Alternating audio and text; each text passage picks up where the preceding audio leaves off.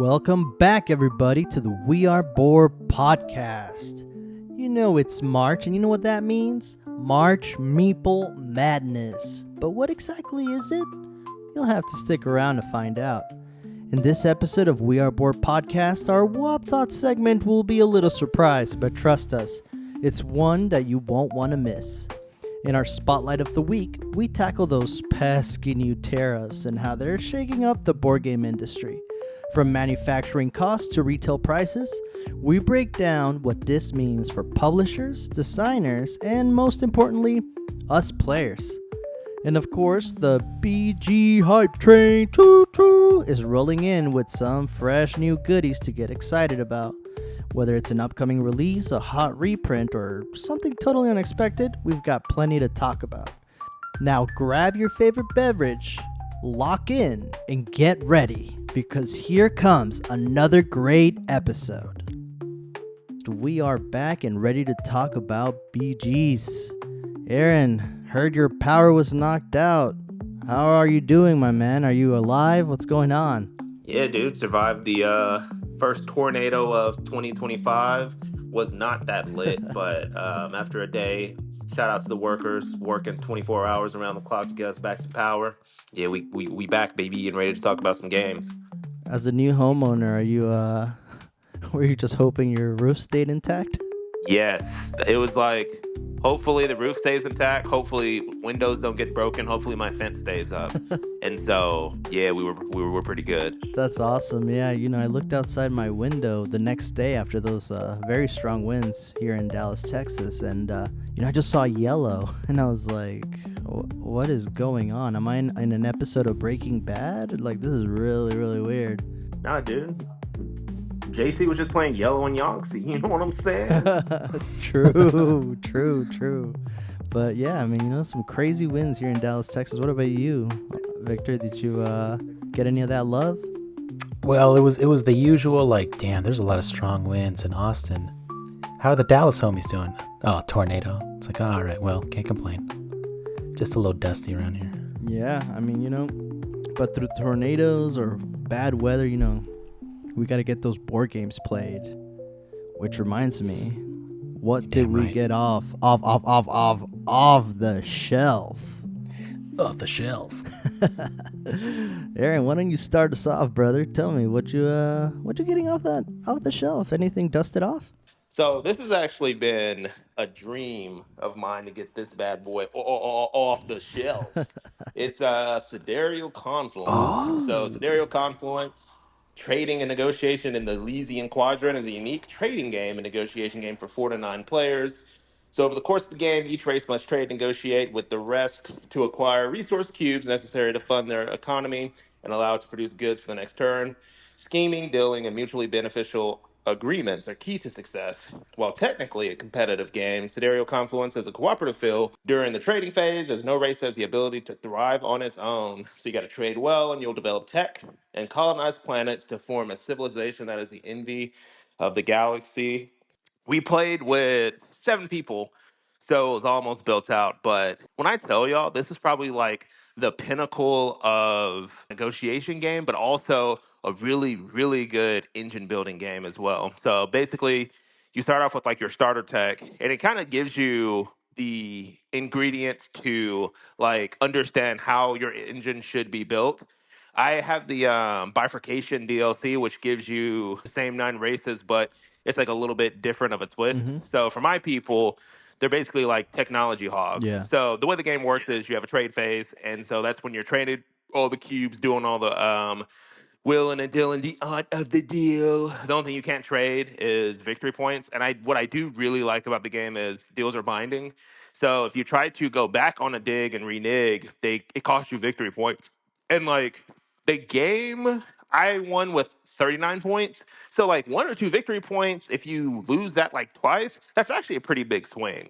So once you're done with the trade phase, they say to do about 10 or 15 minutes on like a phone timer, because like it can legit go on as long as you want it to go on. And sometimes, especially for the first round, like that'll last a long time because people don't really know like how their engine is, like what the gas needed in their engine is. Mm-hmm. And so The next phase after that is like actually building the tech and all that kind of stuff, and then like running your engine. Crossover 757, shout out last episode. He was like little thief boy.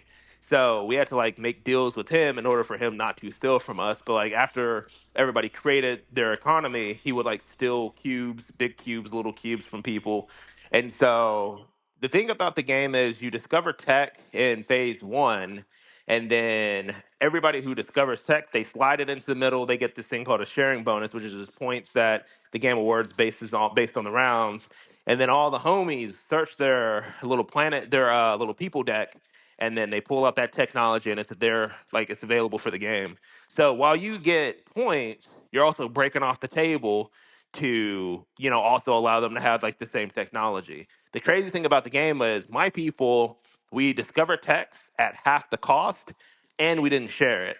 So we were literally just like selfish, squilliam fancy sons who just Bruh, did our own thing. you were Wakanda. Wakanda, yeah, like straight up Wakanda. It was always described to me, and it's the reason why I always wanted to play it is because you literally create everything for everybody else, but you don't create the things that give you points. And so having to will and deal and legitimately try to like cut people off from getting the same thing that you needed, because like white cubes is what I needed to get points. Yeah. But like four other people built an engine where white cubes gave them points. So white cubes were very scarce.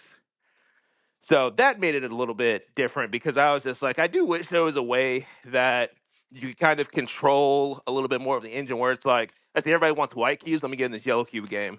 Or I see everybody's doing yellow cubes, let me get in like the brown cube game. There was less flexibility in that. But I just, relied on my people to lean into their like getting tech really, really early and easy and, wrote that off to victory. Yeah, it seems like a bit of a table hog. I'm looking at some pictures on BGG, and I just see like Oh, yes. probably like a billion single cards just scattered across the table. Is that what your table looked like? Yeah, I actually had to bring in an additional folding table because if I didn't, people were going to be like legit fighting for space and like playing on top of each other. Because the game base by itself isn't that big, but like by round three, when you have like 4 or 5 research texts, Mm-hmm. and then like with all the materials you're getting, you have your player aid out. Obviously, the rule book's pretty central, and they're just like the holding of resources as like the general supply takes up a lot of space. And would you say that the game benefited from having a higher player count? Because the fact that you had 7 people playing that, that's pretty impressive, for like a board game night to get that many goons together. I do, for the simple fact that it's a free market game. And so the more markets there are, the better you are. So it's like if one person cornered the market on like white cubes, everybody's pretty much just on their knees begging, please may I have a white cube? So and the game can kind of get out of whack pretty quickly. Yeah. Since a lot of people wanted white cubes, some people wanted like big blue cubes. And so I produced a lot of big blue cubes. So I was able to at least still partake in whatever I wanted to pop off one of my point engines, but it was always a struggle popping off the second one versus having to like struggle and like claw my way into popping off the first one. So the game says 120 to 180 minutes. How much cap is that? I would say it's pretty accurate. Ah. So like if we played with the 10-minute cap, because it's about 5 or 6 rounds depending on how many people you have. If you do 10-minute rounds, like half of it's negotiating. So yeah, that's pretty accurate because once you're doing the economy, and then making the decisions of research and tech and all that kind of stuff, yeah. How long was the teach? The teach itself was actually 20 minutes. What? The game itself is Oh, not hard. damn. If you Damn. come and you learn your faction, because like the first phase is trade, you can trade anything but your points, and you also build your tech. And then like if you look down at your cards, you see what it costs to build tech. In the second phase, all you're doing is activating your cards to get more resources. In the third phase, it's the auction phase where you auction for planets or auction for technology. You put ships that you acquire either through trade or through cards in your left and right hand at the same time. And then on the count of three, we open our left hand. That's how many ships you have to, buy planets. You can only buy one planet. And based on how many ships in your hand, that tells you what your priority is. And the same thing goes for the tech. and it's like, all right, great, wash, rinse, repeat. It's a game that's a little more difficult when you have more difficult races. So like I always try to play the more difficult races in any game because I can kind of wrap my head around it and kind of learn faster. But for people who are a little newer to games, I sat them first off directly next to me so they can ask me questions. But they also had like really simple like species. So the person to my right, she had the Kalian, I forget what they're called, but they're like the green people. All they are they're plant people who want planets because they can put times two multipliers on the production side of their planets, but their bids for planets are cut in half. So it's harder for them to get planets, but when they do get planets, they put ceilings on them and they double. The person to my left, she could have infinite planets, and she had a deck of planet cards that she could buy at any time and put down. That's it. Dude, I always assumed it was like one of those big, like 6-hour games. It's kind of shocking that it's potentially that quick. But yeah, I'm pretty jelly, dude. I think that's been like a white whale at conventions. You know, it's one of those games where you like stop and watch the table as they're playing, and you're like, oh, dude, look, they're playing Sidereal Confluence. But yeah, it sounds fun as hell. Dude. Yeah. Negotiating. How spicy is the negotiating? Mm-hmm. Is it like screaming and yelling, or is it like more like reserved? You know, like British dealings. If you're a sports person, it's almost just kind of like the trade deadline where you're making a deal, but you're also trying to cut off other people's deals. There were like 4 or 5 triangle trades almost like every round where it's just like, okay. Like I hear you want these white cubes, but I have like these black cubes. I'm putting them on the market. What can people give me? And they're just like, yeah, I heard you want like white cubes. I'll give you 2 white cubes for the 2 black cubes. And then somebody else is just like, well, I'll give you 3 green cubes for 1 of your black cubes. And then I just heard the chick that I'm talking to wants only green cubes, and she'll do a 1-to-1 green cube to white cube trade. So like you have to be constantly paying attention to all that stuff and like doing like real Yeah. time cube currency exchange, which is exactly what I love. So yeah, there was definitely a lot of times where I made like completely bad deals literally because I just ran out of time. And I was like, I literally have no use for these. So it would actually be worth me giving you 2 black cubes because I have no way of using them for 1 of your white cubes because like that's what's going to give me points. And that's also going to help me get the stuff that I need for tech, which gives me more points. Oh, that sounds amazing. Yeah, yeah, kind of like Vic said, this has definitely been a white whale, and to me, I think what really attracts me the most about it, the negotiation seems like a lot of fun, but the fact that it can remain being a good game even with those high player counts, I think it's kind of tough to have like a serious game where you're trying to lock in basically that doesn't become a party game when you go past like 5 players, like once you go past 5 players it starts really diving into that party territory. So the fact that this game can kind of keep that energy and have you still be able to negotiate across the table with all those other 7 players, I mean that sounds really lit. So that's awesome.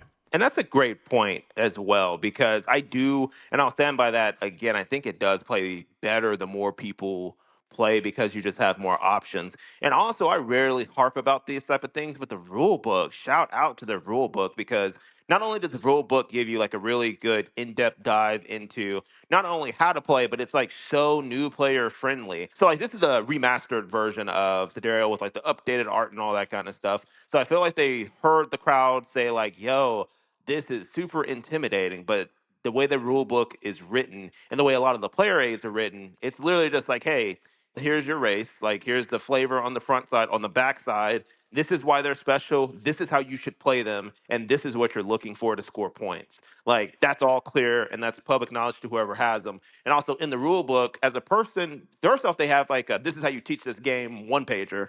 That's sick. But they also have a description of all the races that are just like, hey, give this to the person that really only wants to build engines and doesn't really want to like talk to somebody or like have to deal with a negotiation. So I would like slide that to a person because I know their personality.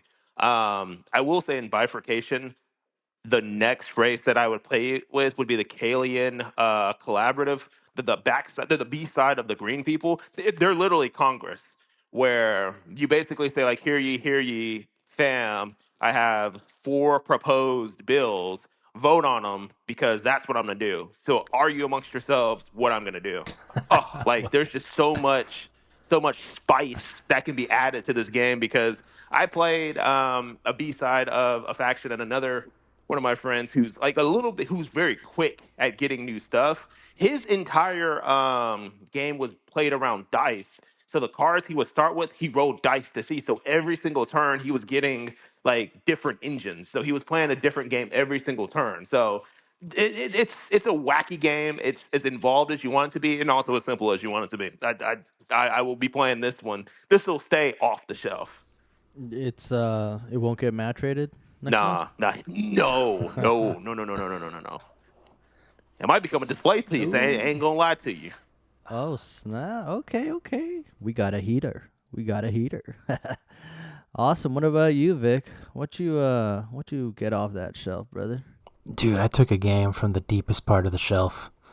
This is a game that I'd heard about and wanted to play. I saw it at the BGG Con Bazaar. Bought it for like $20. And then I left it at Tona's place for like a full year. And next BGG Con, I was like, hey, do you still have that game? And then I got it and I brought it home. And then I just played it now. After, I guess like 4 months later. So this game is Fog of Love, which is a 2-player game designed by Jacob Yaskoff, published by Hush Hush Projects. So it's a 2-player like romantic comedy, basically. It's a game where you can win, right? Each player is playing to win, but both players can win, or neither player can win. So the way the game works is each of you is a partner in a relationship. And you can pick if you want to be male or female, right? And then all mixes in between. And then you're kind of role-playing, or not really role-playing, but like you're playing out scenarios. And then you're making choices on those scenarios. So like an example might be, your partner wants to go on a trip to Italy, and there are 4 choices. And the choice might be like, I suggest going there for like just a weekend, or I suggest going there for a full week or a full month, or I'm too busy at work, I don't want to go, right? And so the reason you make these choices is because you have these like hidden traits that your partner can't see. That's like you're very spiritual or cynical or bitter or hopeful, things like that. And so there's 6 different traits on the board, or like, personality dimensions. So there's kind of like hopefulness, sincerity, discipline, extroversion. So every time you make a choice, it tells you what it's going to affect. Like this is an extroverted choice, so you'll get a +1 in extroversion.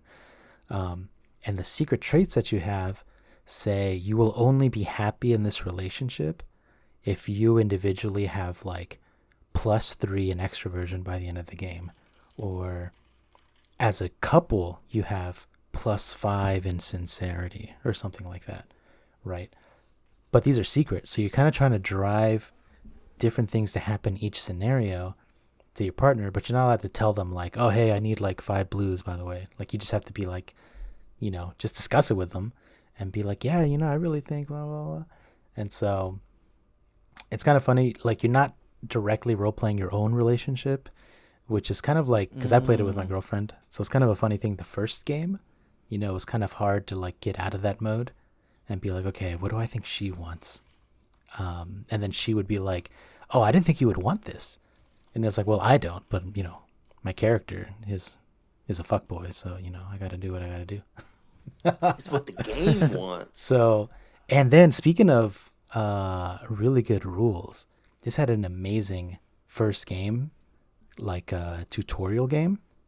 It was so you're basically playing from a couple of decks of cards, right? So when you open the game fresh, all the cards are in a certain order, and then as you draw cards, you'll reveal like a tutorial card, and the tutorial card would be like, hey, now we're going to introduce a new rule. There's going to be a new type of card that you can draw that does X, Y, and Z. So it just like introduces thing like literally a video game tutorial. Slowly starts trickling those rules in, huh? Yeah, and then by the time you finish it, it's like, all right, cool. You can play one of like the other scenarios now, like with zero hand holding, you know. So it was like a super smooth way to play. The only problem for me was since I got it used, the cards weren't in order already. Oh no! But You're it playing does tell chaos you. mode. Well, no, it tells you how to reset it. Okay, that's good. To the tutorial again. That took a while though because there's a lot of cards, but yeah, it's a really fun game. The very first game we got to the end and I guess we both lost. Neither of us were happy in the relationship. So like the win condition is whether or not your character is happy in the relationship. And what's funny is you have like 4 different destiny cards typically, right? And so the destinies are like what you choose to pursue in a relationship to make you happy. So you can be basically like the people pleaser and you're like, I just want my partner to be happy. If my partner is like super, super happy and I meet like, 2 or 3 other things, then I will be happy in the relationship. Or you be the dominant one where you're like, I just want to have all the happiness in the relationship. And then if you meet that condition, you win. So then, if you end up with a dom and a sub, then it works out. You both win. Or you can make your goal like equal partners. I want us to both be like pretty equally happy. And there's a couple other like variations like that. So then it just happens at the end, you reveal which destiny you picked. And then you reveal your secret traits and then you like get plus or minus like happiness basically for each one that you met. And yeah, so the cards are pretty funny. You get like some goofy shit, some kind of like sexual stuff, sexual situations. You can get married. You can actually like propose and the other person can say no, and obviously that hurts the relationship. But yeah, I bet. But yeah, it's a really fun game. I mean, what if you're like a masochist? It's just like, ooh, the embarrassment turns me on. You could be, yeah, like if you're like the dominant one, it could work. Like if you want the other person to kind of be less happy than you, it can be kind of spicy.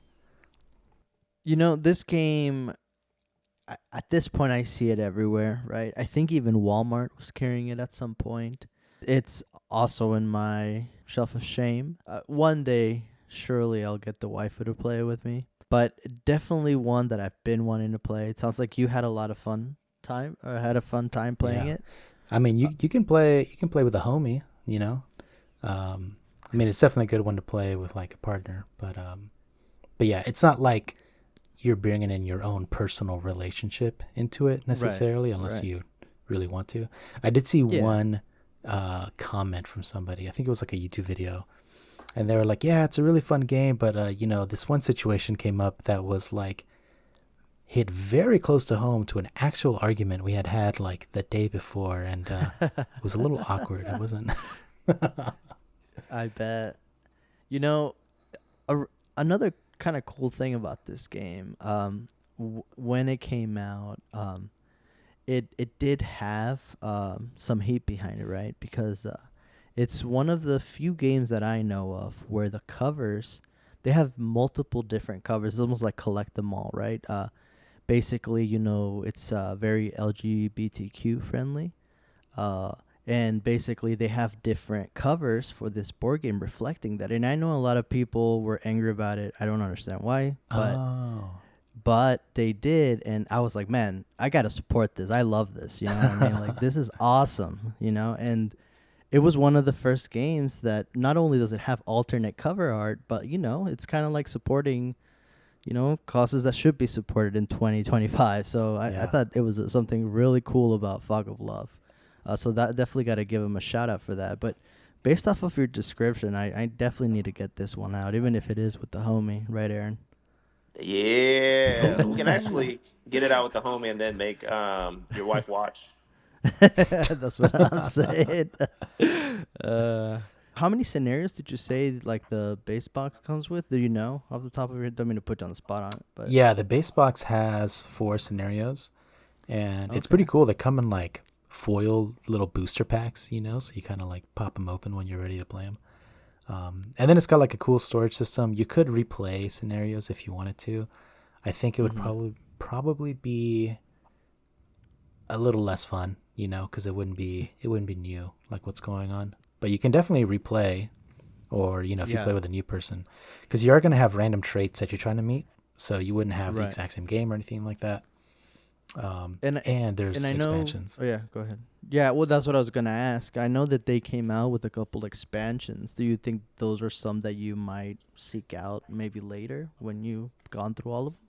Oh yeah, for sure. Because I heard one of them is like paranormal, which just I guess like a love story involving, I don't know, ghosts somehow or something. It sounds interesting. Yeah, baby. I played Ghost the movie in real life, dude. In the Oh, BG. Literally. yo, Bring out that clay pot. Yeah, that's what I'm saying. Aaron, have you heard of it? Yeah, I have, and I think it's funny because when we talk about gateway games, it's like I think a lot of couples and like dudes mainly are just like, "See, look, babe, there's board games for couples. Like we can do this." But every dude that I've talked to that tried to get their significant other into it, they're just like, "Yeah, she started playing like it was real life," and I I was just playing for points, and it started an argument. Play for points. Dang. Yeah. So, I mean, I don't necessarily know if it's a game I would ever play, but I would watch. Like, I 100% would watch. But when it comes to playing, it's like, it's all good. You just like to watch. Hey, I just want to watch. it is what it is, baby. Yeah, it's funny you bring up there's alternate covers, because the one I have is 2 men. So I was just like, I oh see. wow, that's pretty progressive. They just went with like 2 men for the cover. Mm-hmm. But I guess that's just the copy I happen to get. Yep. Alternate covers. Again, it's I think one of the few board games I know that actually went through the trouble of having these alternate copies. But again, I think it's really cool. I think it's awesome that they're kind of promoting that in their own way, right? So, that's Fog of Love. And last but not least, I had to keep up with y'all, so I actually got something dusted off that it has been sitting on my shelf for longer than I'd like to admit. I kickstarted this, I don't know, it's probably been about 6 years now or something. And it's just sat there collecting dust. Always heard really good things about it, but again, just never had the time to crack it open. And I think these kind of games actually are a little harder to get out to play most of the time, to be honest. But the game that I am referring to is called Seventh Continent. It's designed by Ludovic Rudy and Bruno Sauter. It plays 1 of 4 people. It used to be these choose your own adventure books.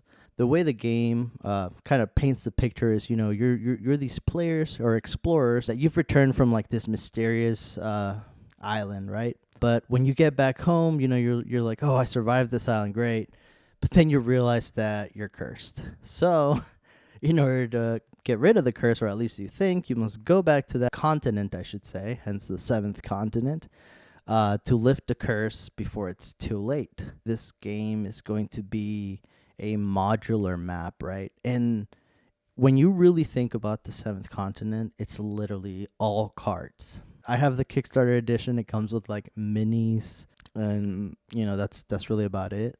Honestly, the minis don't really change the game. The standees that are like the default for the game do just fine. But basically, you're just revealing these cards. You're choosing how to move, and these cards will have different actions that you can take. And some can be critical choices that might impact you. You might get hurt to the point where you can't keep moving. There's a lot of different ways to interact with the continent as you're walking through it. There's different curses also that come with the game, for that variability and replayability. So it's not like you play the continent once, you finish it and you're done. It comes with, like, I believe, like 3 curses in the base game or 4 curses. But what's really cool about it is, again, it's that modular system where, like, you start off on one card, right? Which is basically one spot of the 7th continent. That card will have arrows north, west, east, and south. And from there, everyone gets to decide where they want to go. When I say everyone, it's not the type of game where everyone has to travel together, right? It is a cooperative game. So you're working together. You're basically, in order to win, you have to explore the continent, find a way to lift the curse before you succumb to the elements or run out of time, right? Some curses are more forgiving than others. But they do require, like, planning, resource management, and trying to figure it all out, right? But what I really like about it too is when you're trying to explore this continent, you're not limited to what you're doing, basically. So the game says that you can only take one action per turn, right? But what's, like, the beauty behind it is that you can take as many turns as you want. So, for instance, just because I went, right, and let's say that Aaron was sitting to my left, he doesn't have to go next, right? Maybe it would skip to you, Victor, who was next. It doesn't have to follow that traditional clockwise order, right? Or maybe I could go twice, right? So it doesn't, it's not trying to, like, kind of keep you stuck to that clockwise order. It's more like trying to decide what's the best move for your team, basically. I got to finally play it, take it out on the table, and probably played it for 3 hours, and we maybe got halfway through the first curse. Again, this is more of a campaign game, and that's why I say it's harder to take out, because it kind of requires specific people to be committed to playing it over and over again. So it is something that has a little bit more of a time commitment. But for that first campaign that we're doing, playing it for 4 hours, played half of that first curse, it was a lot of fun. And I love the fact that when you're exploring, you're getting these cards, which are basically revealing more of the continent to you. So that 7th continent, have either of you heard of that? Oh yeah, baby, I actually played it. Oh, okay. Ooh. Okay, so you know what I'm spitting. Yeah, I do know what you're spitting. In my opinion, it's like a better version of Arkham Horror, TBH. Mm. I feel like it's a little bit better with that impending doom ticking clock Mm-hmm. type deal, like with the curses and all that. But I will say, like, my first playthrough wasn't probably like necessarily the best because Oof. like it was me, crossover, and a few friends, and like we were playing, and like halfway through it was Yapapalooza, and like everybody besides me and crossover were like literally just talking, just to like talk. And while I think like that's fine, it's like when it's your turn, just like do something, like please do something. And they're just like, oh, okay, I think we're done with this. Like 2 hours went by, and we played like maybe 5 turns, and I was just like, man, this is real rough. But yeah, because like crossover like backed it and Kickstarter got like all the DLC, all that stuff. So like we were like ready to get it in, like get like just nasty with it. But yeah, that didn't happen. So we'll need to probably like run it back at some point, the Aki way with people who you know just wanna hit the game. Once again, not saying talking is bad for board game night, but like Lock in. yeah, like sometimes it's like okay, like for real, like just I don't care what you're talking about, just do something so we can continue playing. Excuse me, guys. I'm trying to play. Dude. I mean, yeah, like high key, yeah, but I actually prefer when people aren't engaged in table talk because I feel like any cooperative game gets a little too easy. So it's like if somebody wants to go in completely different directions, that's chill. Like you do you. So you bring up 2 really good points.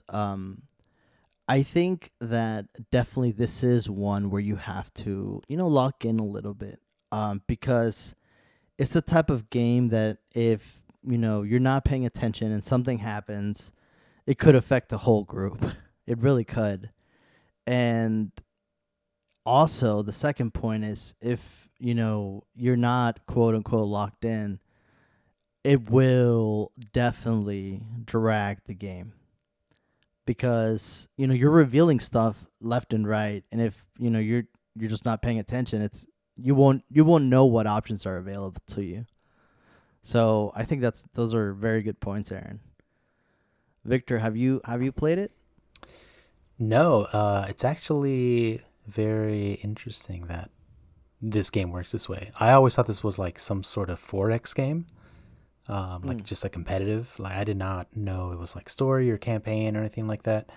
So it seems kind of like one of the OG campaign games. So one thing that's crazy interesting I just noticed is Sidereal Confluence, released 2017.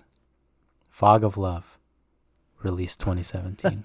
Seventh Continent, released 2017. Bruh, we were just reaching for that pre-COVID feeling.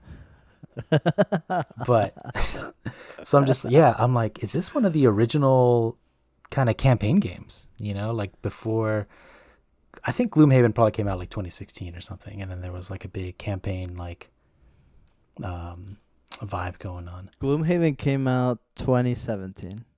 Oh, damn. Yeah, it was just heavy campaign time at the time. Yeah. So what happens when you're on the cards? Is it one of those where you like read from a booklet? That's a great question. So these cards will, have incredible iconography. So any action you can do on these cards will have like little icons, right? And there's a player aid, and they call these like images. They're the actions, right? And some examples are like move, spot or notice, craft, make fire. They have about, I don't know, I want to say at least like 20 different actions. So like these are 20 different actions you can do, right? As long as the icon is on that card, right? And so when you use that action, you have to roll some dice. But the thing about it is you start getting items, and you there's like a limit to how many items you can carry, but then you can craft different items together in order to make them more powerful, and you have higher chances to like be able to successfully do the actions. Now with the story, as you're like exploring the continent, for instance, let's say you went east, right? There's going to be a number associated to anywhere you travel to, right? So for instance, I'm just throwing a number out there, but let's say it's 75. Then you'll go through like the player cards, and there will be a card that is 75, right? You'll pull that card out, and it has a front and a back. Basically, the back will give you more of the lore, and then the front will have the actual location where you can now do more actions and do, more exploring, basically. So every card basically will give you some more lore, and it basically will also give you more actions to be able to explore the continent further. What's really cool is, specific items, or, if you've already explored that location, there will be green cards, but then there'll be also a gold card of the same number. So if you've already explored the green card and you see the gold number on that card, then you'll get that gold card, which will have like a better ability, or it'll have better actions that you can take. So like it kind of encourages you to keep exploring and trying to do all these actions that are available to you in order to be able to successfully remove the curse and kind of leave the continent. So that's kind of how you like explore the continent and reveal the story. Yeah, it's interesting too looking at it, because I had just yesterday, I think, found out about the new Stonemaier game that Jamie Stegmaier's designing. So he's been talking about it for a while, but I just saw his announcement. So it's called Vantage. And looking at it, it's basically this game. And you mentioned it too when I was telling you about it. You were like, oh, it's Seventh Continent. So it's interesting. I guess the only twist with Vantage is that you are each on your own, right? You're each exploring like these cards. But the idea of that one is that you crash landed on a planet, like on your spaceship or whatever, and you're all on your own exploring simultaneously, and like I guess like trying to link up with each other and like trying to get off the planet or something like that. So yeah, it must be very inspired by this game. So it seems like this one's pretty influential. part of Yeah, BG yeah. history. Mm-hmm. Oh yeah, no, it's definitely a good one. Again, I agree with Aaron's comment. I think if you want to truly experience it well, I think you need to make sure you have the right goons around in order to lock in and really like get into the vibe. It's time to lock in. For us, the way we locked in was with pizza, but it worked. It got us to sit down and just freaking explore the continent and once everyone was into it, it's not even like, it was kind of like a drag or anything. Like everyone really seemed to enjoy it, especially for, a campaign game, quick to set up too. And we just kind of wanted to like keep finding out. Oh, and another cool thing before I kind of stop, loving on the Seventh Continent is which some campaign games are kind of bad about. It has like a very good save system, again. We only got through half of the campaign, but we were able to, just really get into it and love it. So, and we were able to save the game just like that. So it was great. That's Seventh Continent.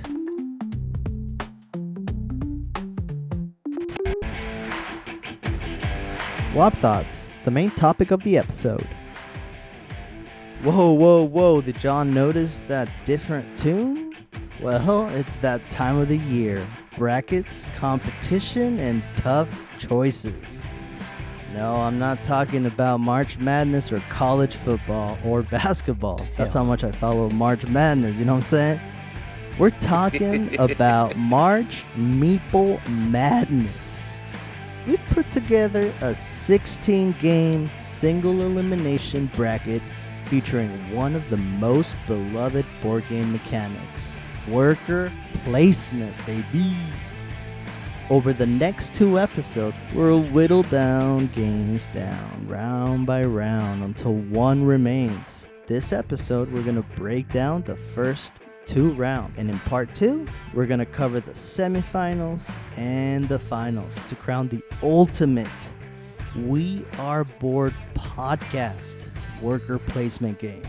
I just threw this into the system, let the AI do the work, and it seeded it for us, and it's ready. So let's go ahead and start off with our first pick.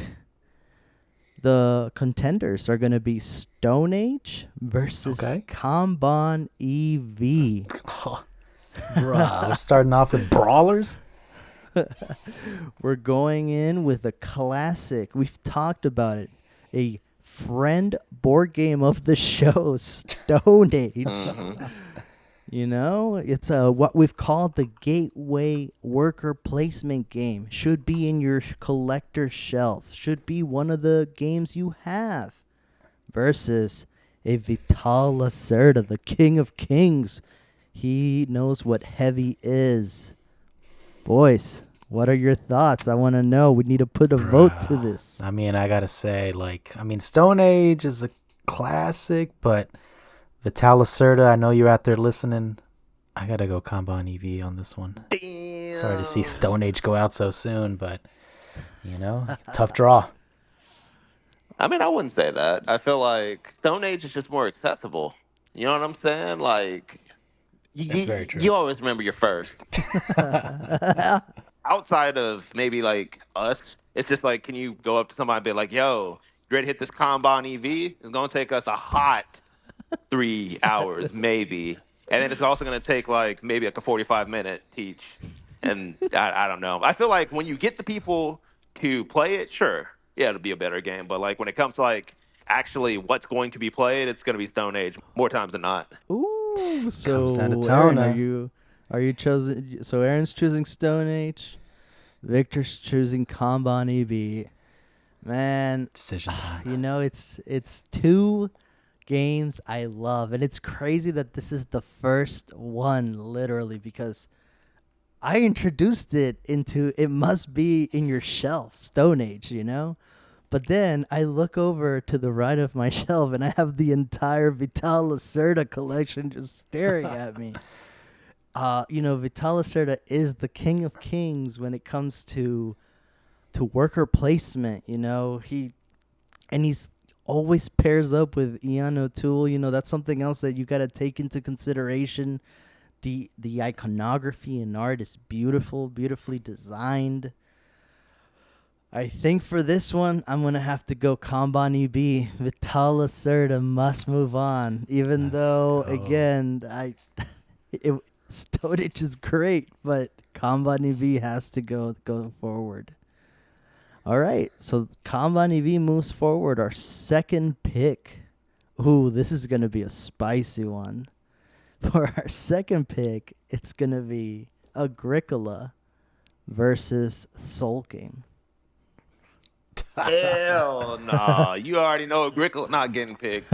But on the real though, Zolkin is actually I'm glad it actually made it onto the list because I don't know if you guys have played Zolkin or have heard of it, but it has one of the most interesting worker placement mechanics that I've seen. So like Zolkin is pretty much a game that's like based around like the Mayans, and you know how the Mayans are with their calendars. So basically how the game goes is corn is currency. So there's like a little track that allows you to get corn. There's another track that allows you to get relics, and there's another track that allows you to get just pretty much like a mix of everything else. But the cool thing about it is all interconnected by like this gear. So when you turn the gear once, all of the other tracks advance. So you basically, if you put one of your little workers on like the front of a track, when you pick them up is when you get whatever the bonus is, right? But it's like if you just let that boy hodl and wait instead of like putting him in the track for like turn one, he'll get like one corn. If you let that boy pop all the way off to like the very end, you'll get like 15 corn. And like 15 corn is almost just like a game breaker. Like like the further you go down the track, the more broken the game gets.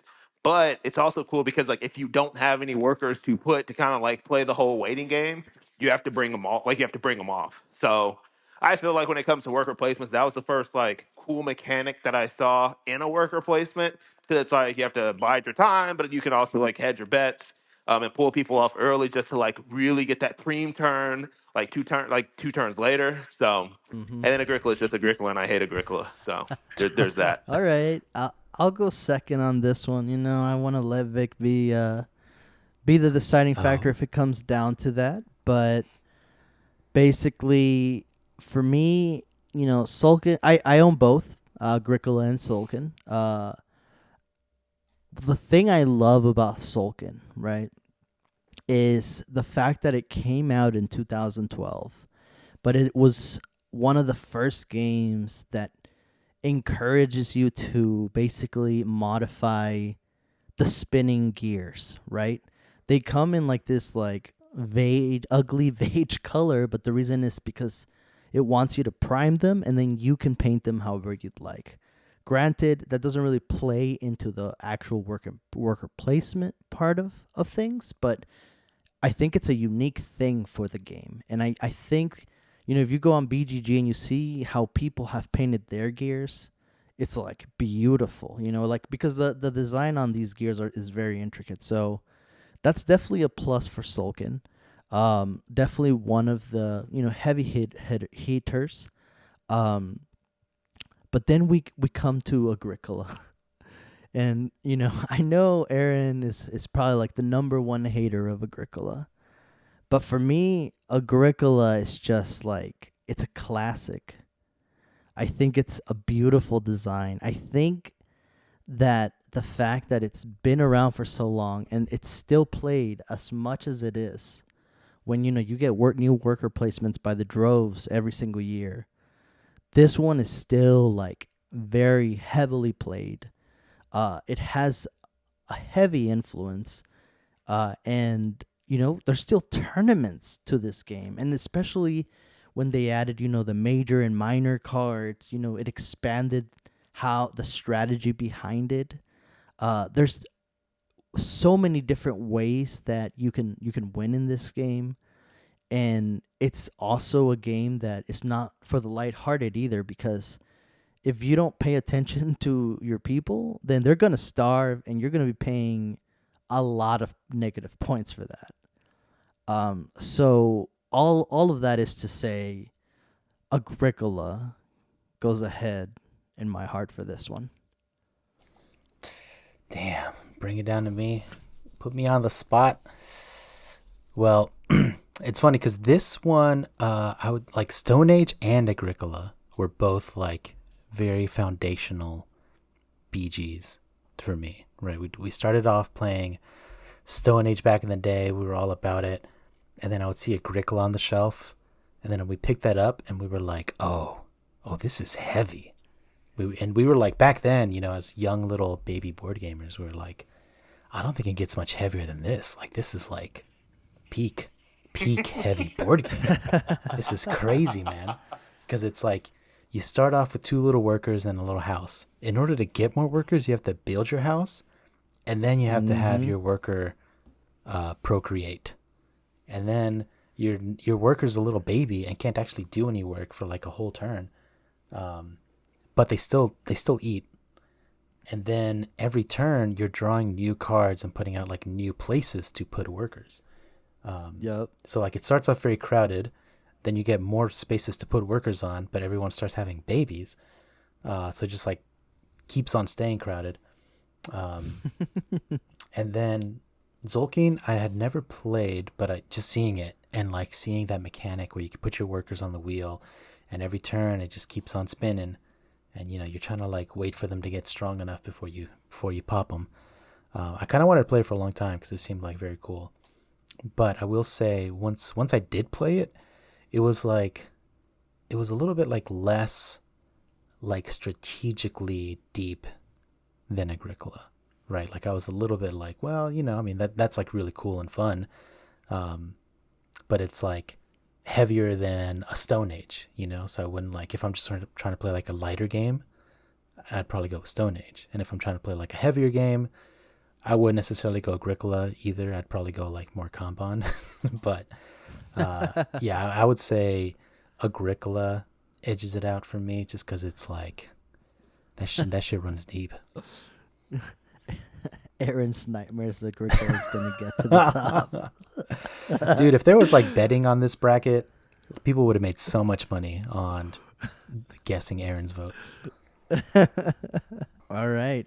For our third pick in the first round, we got Andromeda's Edge versus Viticulture. This is so I'm gonna say Andromeda's Edge. Andromeda's Edge edges it. Yeah, edges it because I actually think viticulture is probably the worst of the bunch when it comes to Stonemaier games. Like while I enjoy it, I do think that it has just enough difficulty, like making wine. So you gotta till the fields, you gotta plant the wine, you gotta pop the wine. But outside of that, I'm just kind of like I don't know, something about viticulture just doesn't really it just don't do it for me. Maybe I'm just like really not into alcohol making games, but when it comes to Andromeda's Edge, it's actually a streamlined version of Dwellings of Eldervale. Dwellings of Eldervale I really liked, but when it comes to Andromeda's Edge, it just does a lot of things that I don't like about space games. Right. There's a lot of conflict because it's a shorter board. Space battles are literally just die rolls that don't have like all these like micro rules where it's just like, well, these ships take like 15.2 damage. It's literally just like, I'm gonna roll ships. Great. Like, who has the highest number? Okay, if it's a tie, go down to the left, and whoever has like the highest number after that, you kill all the ships. That's it. We just keep on going. So yeah, that's why Andromeda's Edge is gonna get my vote. So Andromeda's Edge, definitely the table presence on this one is, especially if you have the Kickstarter version, it's incredible. Luke Laurie, that's one of the up and coming, designers. He, like you said, he made Dwellings of Everdale, which was like a straight up hit when it first dropped. And then Andromeda's Edge dropped, and people keep raving about it. And just for him to have 2 back-to-back heaters like that, it's really amazing. I love the colors on Andromeda's Edge as well. I think the design is beautiful on it. But then you have viticulture. That's Jamie Stegmaier. He is the king of components, right? I think he makes it a point that his games are going to be the highest of qualities that he could possibly produce. But not only that, the game itself, making wine, The only other game that I probably would like more than viticulture when it comes to making wine would be vinos. But that's because that's a Lacerda heater. Um, but this one, opposed to kind of how you said, Aaron, you're not a huge fan of, alcohol making board games. For me, like the fact that you have to grow your vines and you have to kind of have, your winery and be able to kind of use your workers to scatter them across to get money, but still be able to kind of age your wine. It's beautiful. and I'm really into it. So for me, and it's got to be viticulture. Damn, comes down to the third man once again. Well, this one's a little awkward because I've only played viticulture of these two, and I haven't played Dwellings of Eldervale either. So I don't have like a whole lot of base to go on. I am like super wanting to play. I really wanted to play Dwellings of Eldervale. Now that Andromeda's Edge is out, I also really, I'd probably just play that instead of Dwellings of Eldervale. So I do really want to play it. It looks really, really good. But I really like viticulture. I don't think I've played it in real life. I've only played it on Board Game Arena. But I really like the mechanic where you have the day phase and the night phase. So you're putting out your workers, but you can choose to stop and wait for the night phase. And once everyone's done with the day phase, then you go to the night phase, and there's like a whole other set of actions. And so, yeah, like you said, you got to like grow your vines and build cellars and all that. So I think it's like, it's not too heavy, but it's still like a pretty satisfying game to play. But I would imagine if I played Andromeda's Edge, I might like that more. So I'm gonna do like a projection that I would vote for Andromeda's Edge if I played it. Ooh, so we're going Andromeda's Edge. Okay. I'm going in blind. Okay. That's what I like. All right. So Andromeda's Edge edges viticulture. Just edged it. Just edged it, brother. Awesome. All right. Hey, look at that. The first twist of the night for the fourth pick of the first round. I think we got a spicy one. I think this is going to be a spicy one for sure. We got Alchemists versus Beyond the Sun. Oh, no, dude. These were my ride or dies. My final picks. For Alchemists, it's making those potions, right? It's got that mystical art, right?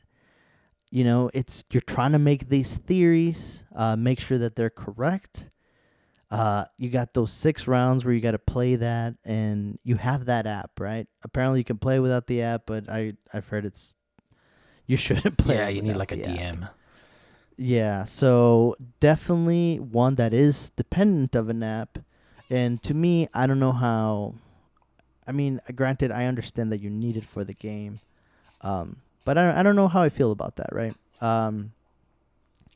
I thought it was fun, and I'm sure y'all have your ideas for Alchemists. But Beyond the Sun is just like chef's kiss to me. It has automation. It has that tech tree where you're trying to explore the worlds.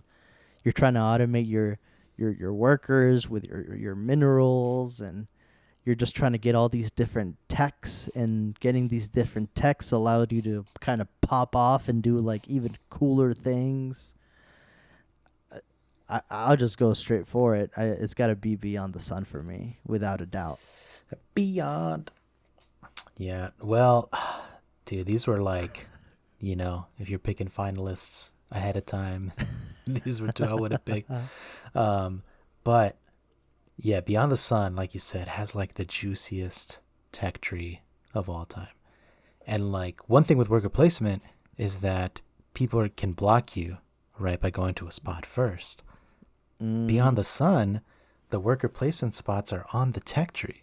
So if you're the only one that's unlocked like this certain branch of the tech tree, no one else can go there, So you're kind of like, Oh yeah. you're trying to carve out your niche, basically. And then you're like, all right, cool. I can just spam this one every other turn because no one else has it. And then someone else comes in and learns the tech, and you're like, hey, whoa, hey, chill. I got the patent on that. What are you doing over here?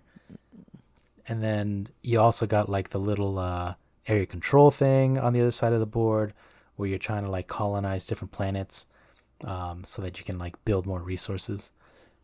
So yeah, it's just like all these systems that go into each other that are just like juicy as hell. But then one thing I really like with alchemists is you have a couple of workers, right?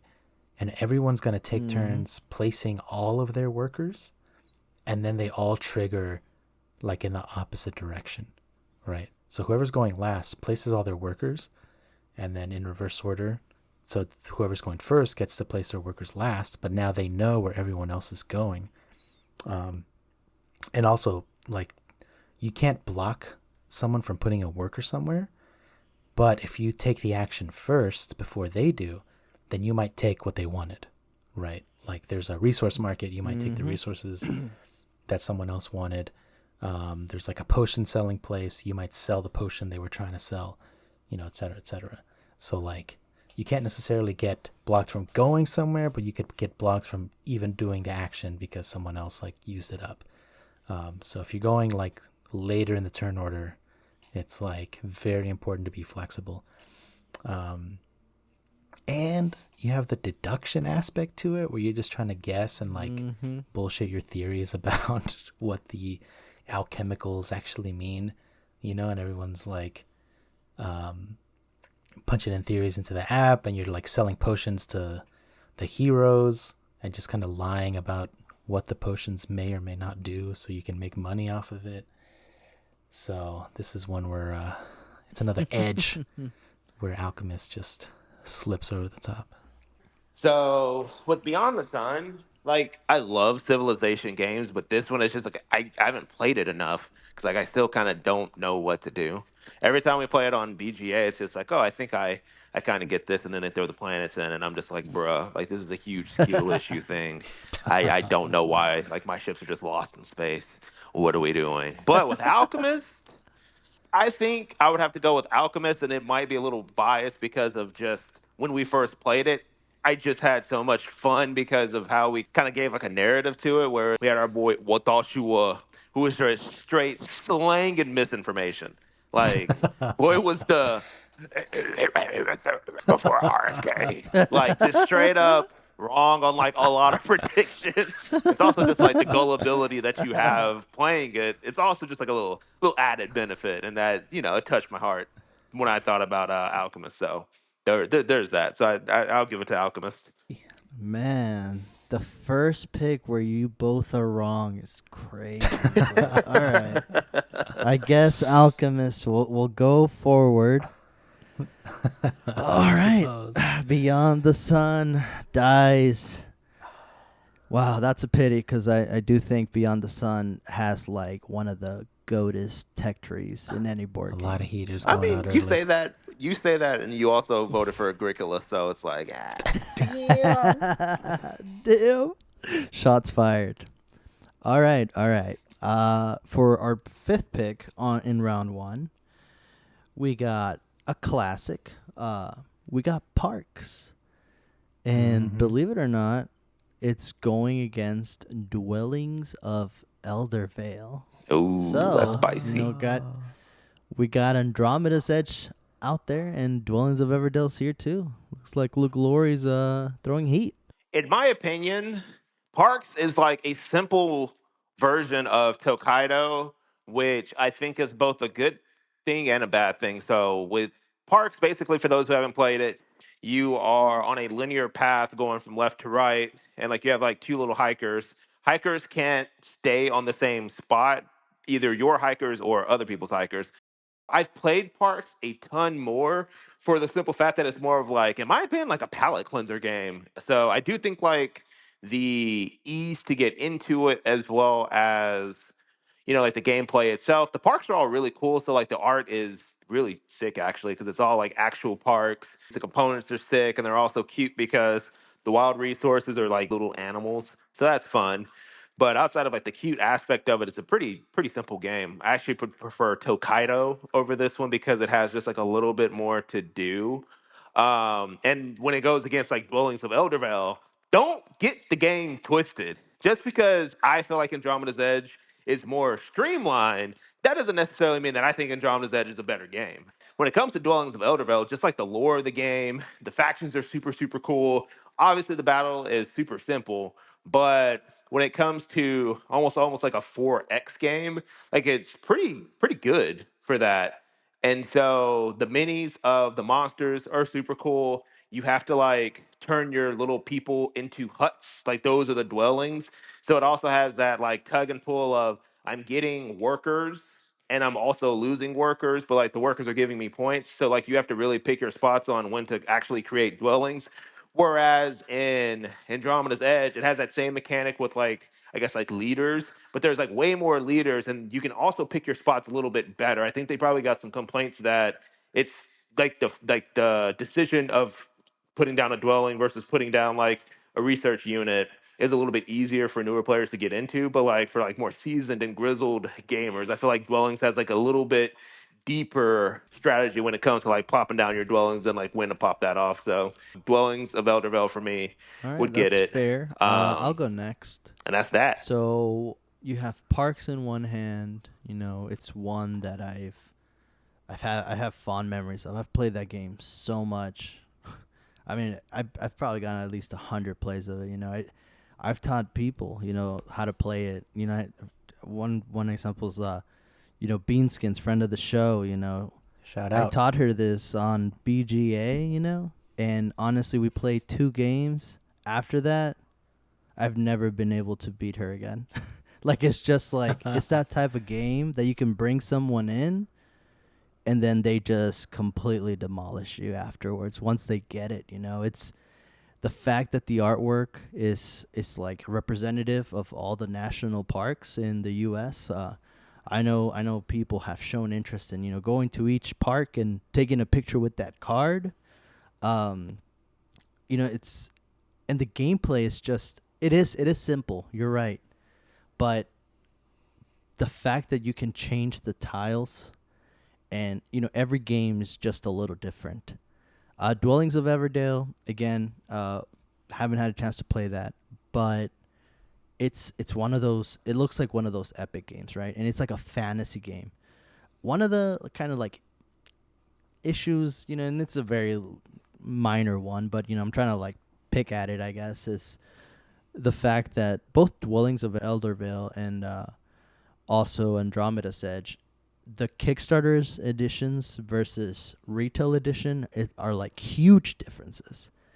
Where like if you don't get the Kickstarter edition, you're really missing out on like luxury, like stuff that really elevates the game, because it comes with like just items that it completely changes the presence of the game. It makes it feel even more epic, And again, picking at very minor issues. If you don't care about that stuff, then you won't care about it. The gameplay will still be there. But I think like these games, these 2 games, Andromeda's Edge and Dwellings of Eldervale, like it makes a difference. It makes a difference having that out there. I think it would make the game even more enjoyable, to be honest with you.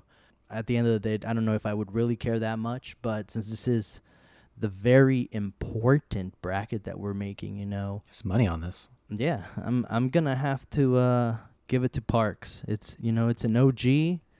It's one that is still being played to this day, and it's beautiful. I know they're actually, if it didn't already come out, I think they just deluxeified it. So definitely one to keep an eye out for. My vote goes to Parks. Dude, I'm the same way, where I've played Parks a ton. And it's funny because it's one of those things where, within like my group of friends, we all know what board games other people have here in Austin. And it's like, well, he has that game, so I don't need to buy it, right? Because we're always going to play when we're hanging out. And, if I want to play the game, I'll just ask him to bring it. But my friend has Parks, but he doesn't really like it all that much.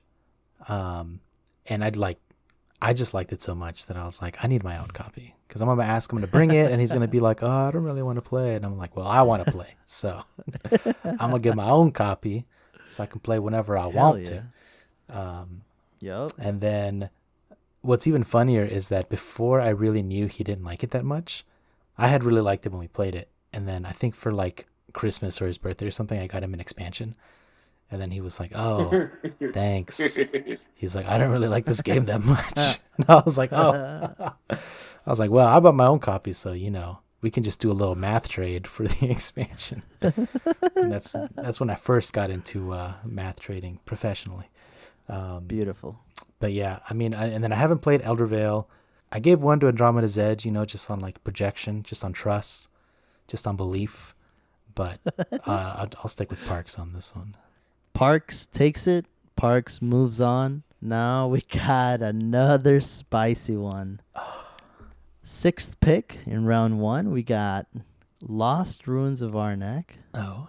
versus friend of the show, BG Everdell. Ooh. Victor, why don't you run with this one first? Yeah, well, so we've talked about Everdell, right? It's like worker placement, little animals, very eatable components. And that one's got like a cool system too, where you have like different seasons. Each season you get more workers, and then you're also building out your own little tableau. So it's like a lot of mechanics. Lost Ruins of Arnak is pretty cool. It's also got like a deck building element, right? So you're like, I think you only have 2 workers the entire game, and then mostly you're trying to like last as long as you can, right? Like putting out your 2 workers and then using your deck of cards like as efficiently as possible to like maximize what those workers give you.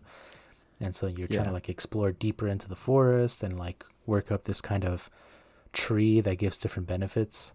And don't forget like the journals. Moving those up with your assistants. And if you're the first person to like move up the tree in a certain direction, you get like a little extra bonus. So it's kind of like, it's kind of a race to explore because there's bonuses for that. There's a race for that tree because there's bonuses for that. But I will say I was never like that hooked by it. I think like everyone else in the BG group in Austin was like, "This is a heater," and I was like, I mean, it's pretty cool. Respectable. So, I mean, I'll play it. But I think I would give this one to Everdell. Okay. Everdell, 1 vote. Lost Ruins, I've heard was real good, but it consistently gets outvoted by almost every other game in our group. So it's one of those things where I'm just like, well, how good can it be? Your boy's gonna side with the Everdell army, even though it is a huge scam. The base game itself is just like very, very fun. I really enjoyed the dynamic of have like a stall tactic with like just your 2 workers and trying to play as many cards as you can. I also like the fact that everybody can play at their own pace. And then the synergy between the cards is always like super fun, especially when like you finally get that husband and wife to hook up. It's just premium points, baby. But I genuinely think Everdell is a good collection starter. The same way I think that everybody should at least like know about One Piece. It's like it's okay to get like kind of invested, but just know like if you really want like the full experience, it's gonna cost you either a lot of time or b like a lot of money, and most of the times it's the latter. But Just, for the people, my vote goes to Lost Ruins of Throw 'em a Arnak. bone, dude. Even though, I did end up throwing this one into the bizarre pit.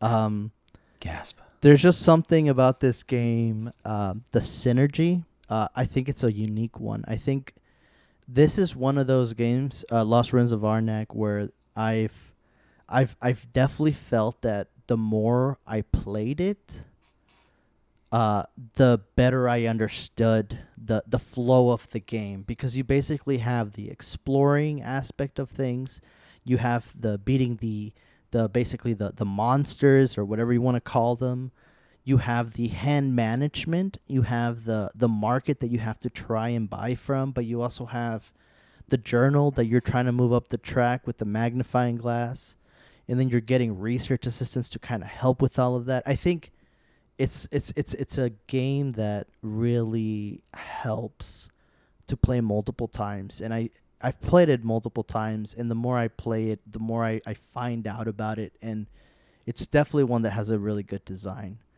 Everdell to me just felt like, kind of just like another, like a simple worker placement game that had just like, it was just like had like that all, the deck building aspect of it with the cards, and just like a tree that kind of like really was there just to kind of give it table presence, but not really contribute to the efficiency of it. So, it is a good game. But yeah, my vote is Lost Ruins of Arnak. But that's okay because Everdell moves on, so we move on. For pick number 7, in round 1, we have Dune Imperium versus Fromage. Oh, bruh, let me just put the nail in the coffin. Dune Imperium is a stone cold classic, dude.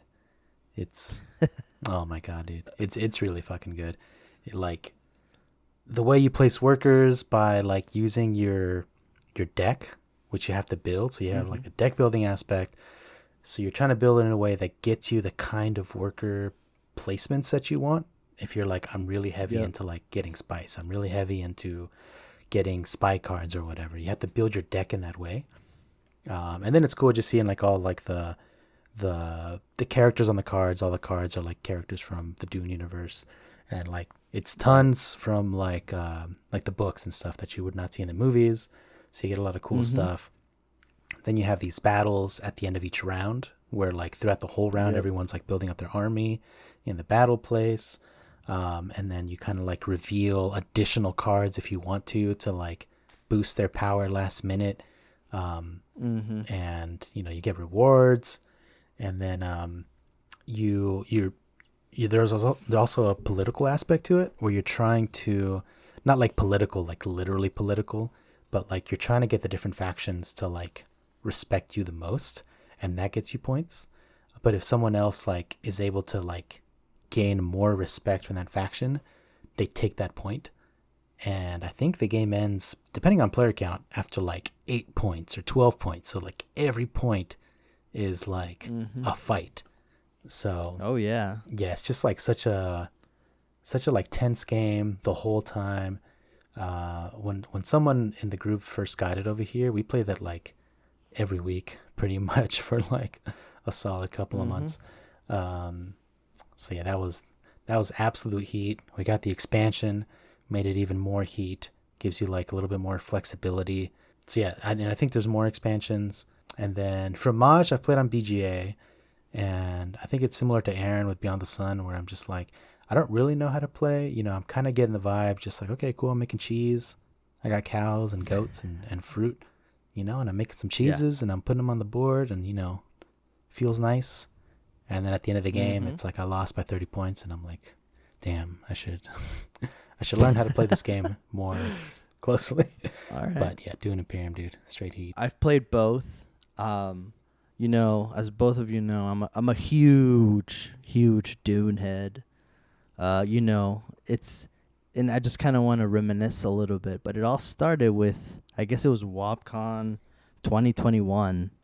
We played Dune, the 8-hour game, and it literally took us so long to finish it, and and once we were done, WABCon was still going. It was probably like 9 p.m. at this point, and not Mafia, Werewolf came out, and I was like, oh god, I don't think I want to play Werewolf.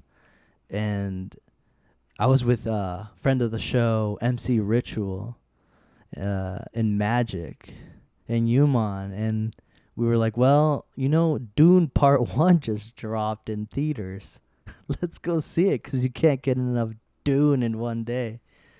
So I ended up seeing the movie, and after that, just kind of, I was like, I need to get my hands on all Dune material. Read the book. Just fell more in love with the universe. So when I played this, I was into it, man. I love the deck building aspect of it. I love that, like you said, it references a lot of characters from the books. I have the expansion Immortality, so definitely played that. I've heard that the expansion Bloodlines for this game is supposed to be goated, so I still yet to play that. But I agree, Vic. All of those things are definitely good points on Dune Imperium, but Fromage is just different for me. It's a game that I kind of bagged just like out of nowhere because I was like, well, I love French things. I love cheese. Surely it can't go wrong, right? I finally get the Kickstarter version of this, and I was not disappointed. It's the fact that you can place your workers, or I guess your cheeses based, and you have to rotate this board every turn. And as you rotate the board, it ages that cheese. And there's like actual strategy to how you, like when you place your cheeses, because if you place your cheese too soon, you got to like wait like 3 turns to be able to use that action versus placing it, in a different spot. Then you only have to wait 1 action. There's so much strategy. You're able to expand with different cards. You get like different abilities when you use different cards. I like the fact that it felt very unique. It has that rondelle that spins with them. It all felt very fresh and unique. It made me feel like I was, making some cheese, adding the berries to the cheese, milking the cows or goats to make certain types of cheeses. And the artwork was very on theme as well. So I definitely fell in love with it. Again, it was like a fresh take on worker placement, and I always welcome that. So for me, it's Fromage. Aaron, what's up? Comes Bruh, down to this. all I gotta say is we gotta have Dune Imperium go forward, my boy. I'd never played Fromage, but I also had like not much interest in playing Fromage. I will say that Tona, your description makes me actually kind of want to play it. But as a person who actually played Dune Imperium, I was a little. I was looking forward to it being more like Dune the original game, and when it wasn't at first, I was kind of like, man. But with how tense it was, like Victor said, you can legitimately swing the game just by like a few clever moves to like get like 2 alliances, and it's like you're undercutting people, but also like propping up yourself.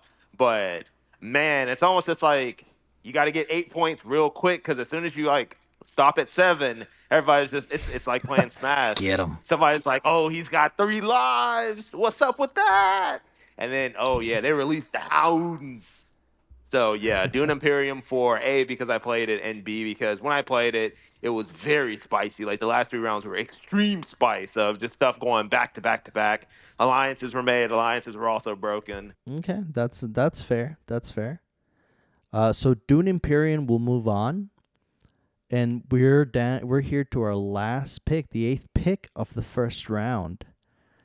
We have the classic, the OG, almost introduced worker placement, but there's the older ones obviously, but it's Bus. And then you got Apiary, another Jamie Stegmaier classic. It's one of the newer ones actually.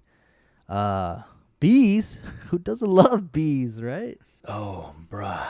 This one's interesting. These are both games I played for the first time like in the past year or two.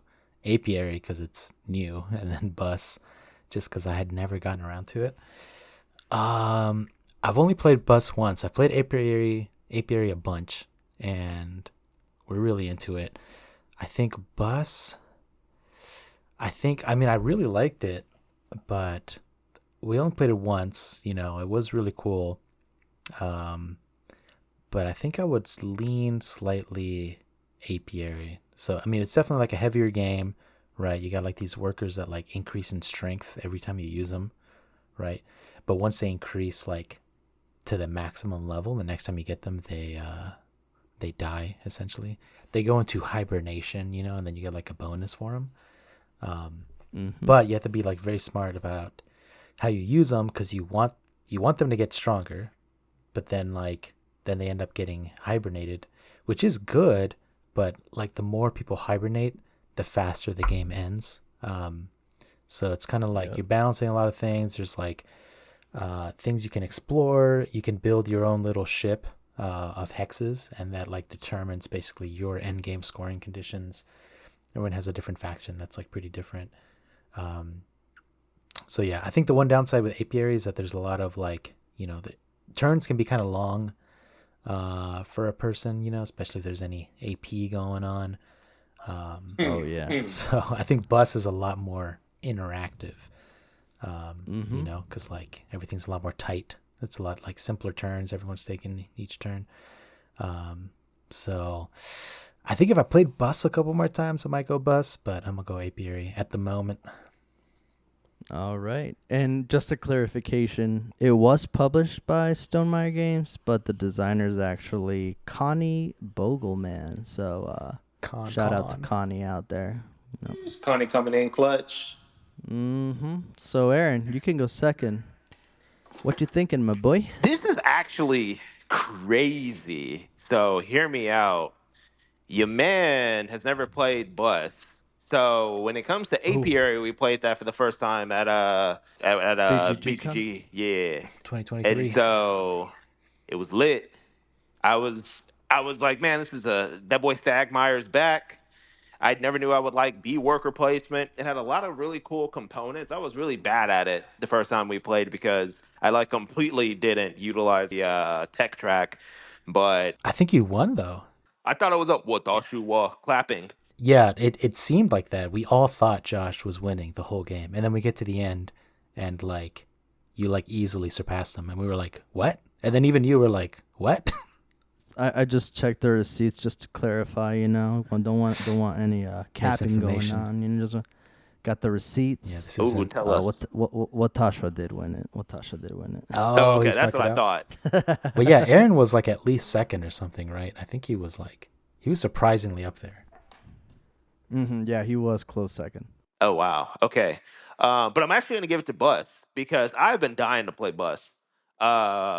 Apiary is cool and all, but like it was weird because when we were at BGG, somebody like stopped us and was just like, "You need to play Bus.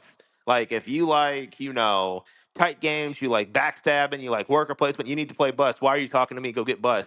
And like we spent so long trying to get Bus, and last year y'all did get Bus and played it, and I was like, bruh, I'm on food chain though, but I'm actually going on Bus based on belief that I will really like that a lot more than I liked Apiary, which wasn't a bad game. With Bus, I love the idea, the simple idea, right? You're trying to get people from point A to point B to C. Home, the pub, work. Maybe not in that order.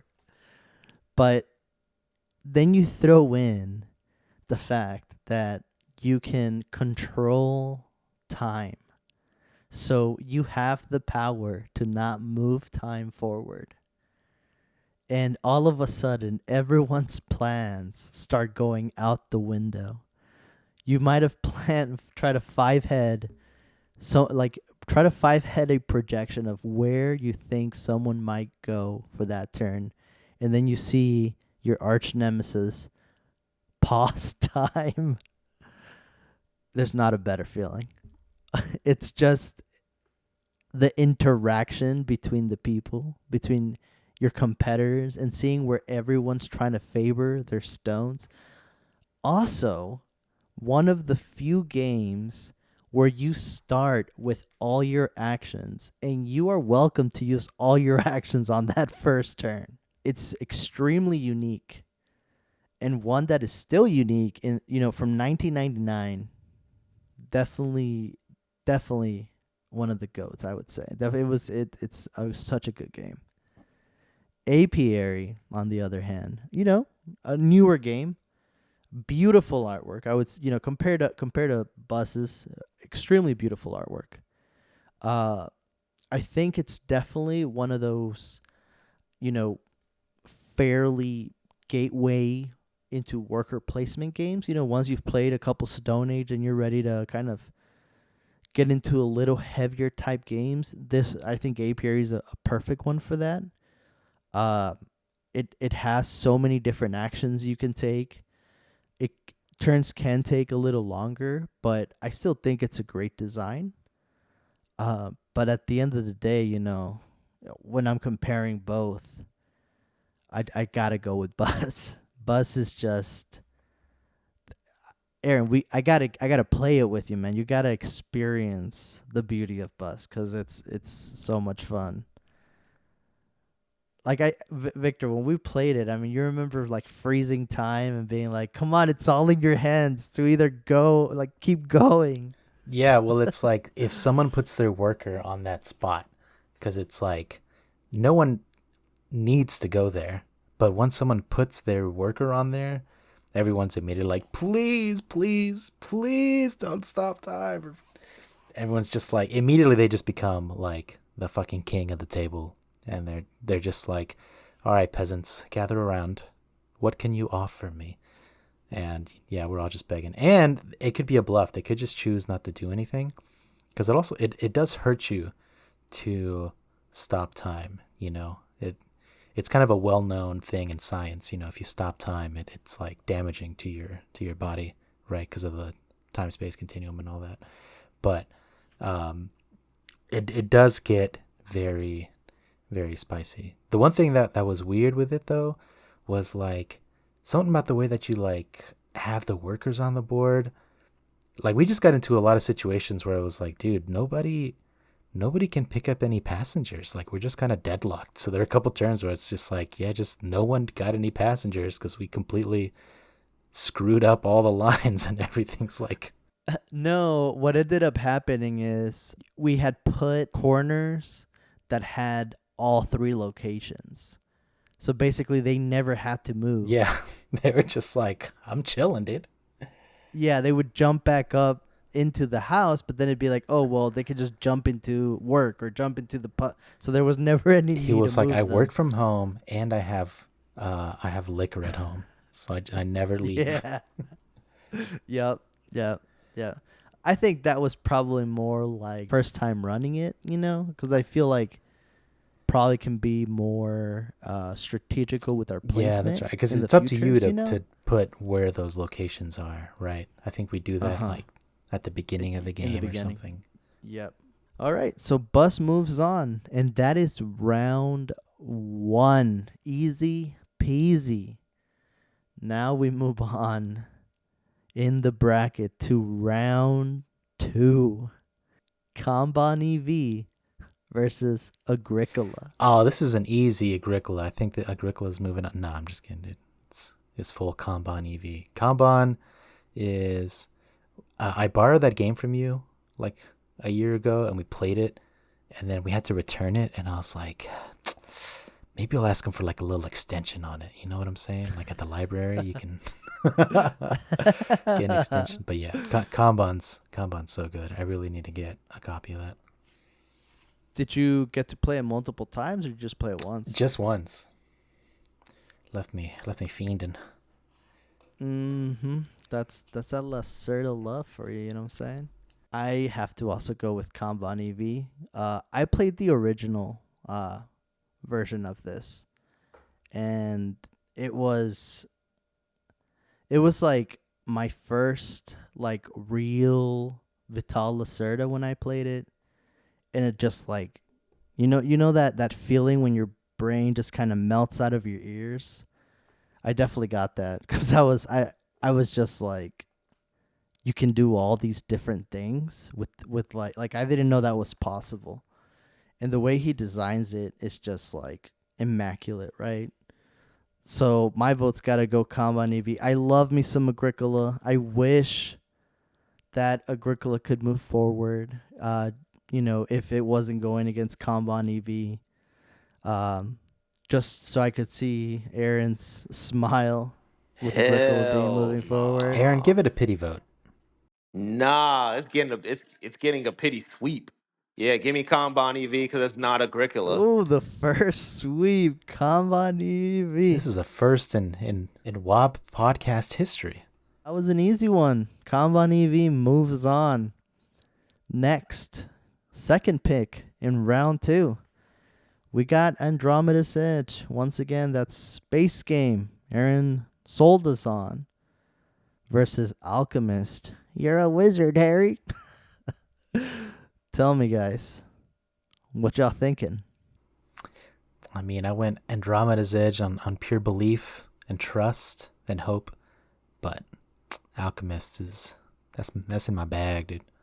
I'm going Alchemies. Yeah. And then I'm going Andromeda's Edge. It's one of those things where, yeah, it's funny, but you could also have some like just nutty negotiation as well as. I mean, it's not like as big of a part of the game because like you can try to screw somebody over in Andromeda's, but like you can actually fight them back. So you gotta be a little careful. Plus, there's also like tech trees, and once again, any space game that has super simple combat, I'm always going to be high on because a lot of the time it's pretty convoluted for no reason. I mean, people like that kind of stuff, I guess, but I don't. So yeah, I'm hitting that Andromeda's Edge, baby. Yeah, for me, I also got to go Andromeda's Edge. Even though I own Alchemist, I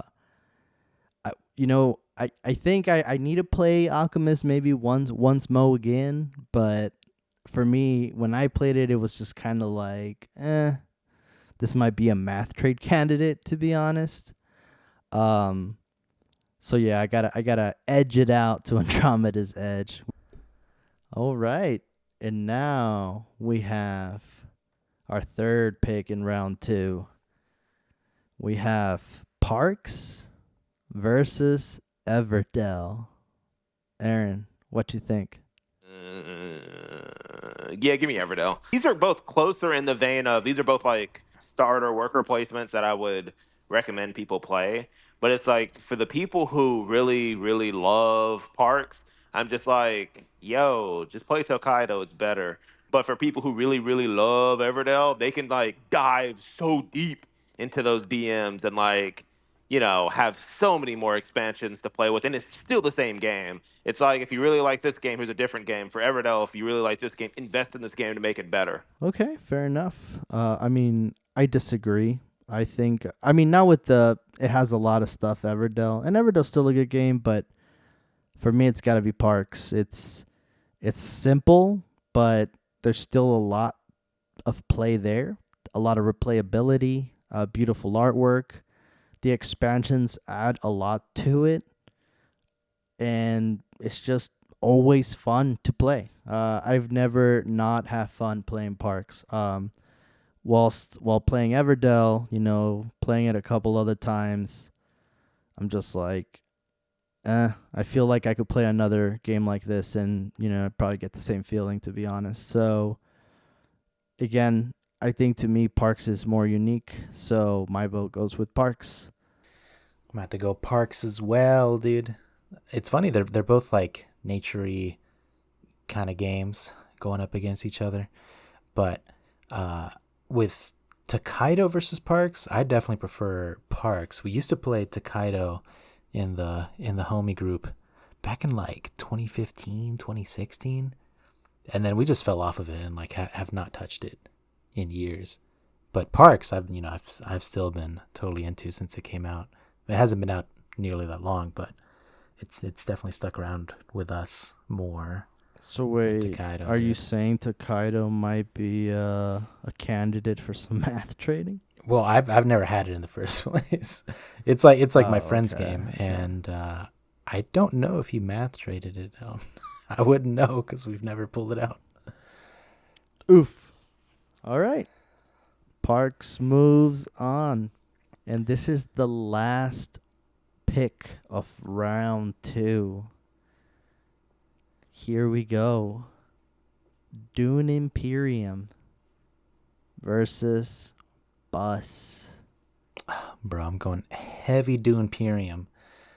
I mean, yeah, like I said, if I played Bus more without like completely screwing up the economy like we did that first game, then maybe there'd be more of a chance, but Doom Imperium's just way too hot. I think I'm actually going to still go with Buzz. The amount of spice that I've heard surround this game just sounds like it's like right for me. It's calling my name. You know what I'm saying? And then like with Dune Imperium, since I've already played, I think I would want to, experience riding the bus before, like solidifying which game's like actually better. So I'm gonna go on like a hope and a wing and a prayer and just say bus simply because it just sounds a little bit more lit. Oh man.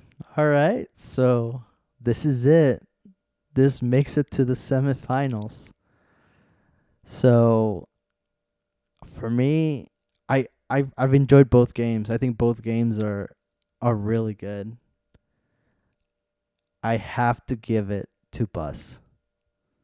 It's literally standing, the test of time to this day. Will Dune Imperium do the same? I don't know. In 20 years, are we still going to be talking about it? I don't know. We're still talking about Buzz, though. That's got to stand for something. And again, I enjoy both games, but for me, Buzz is just a little bit different level.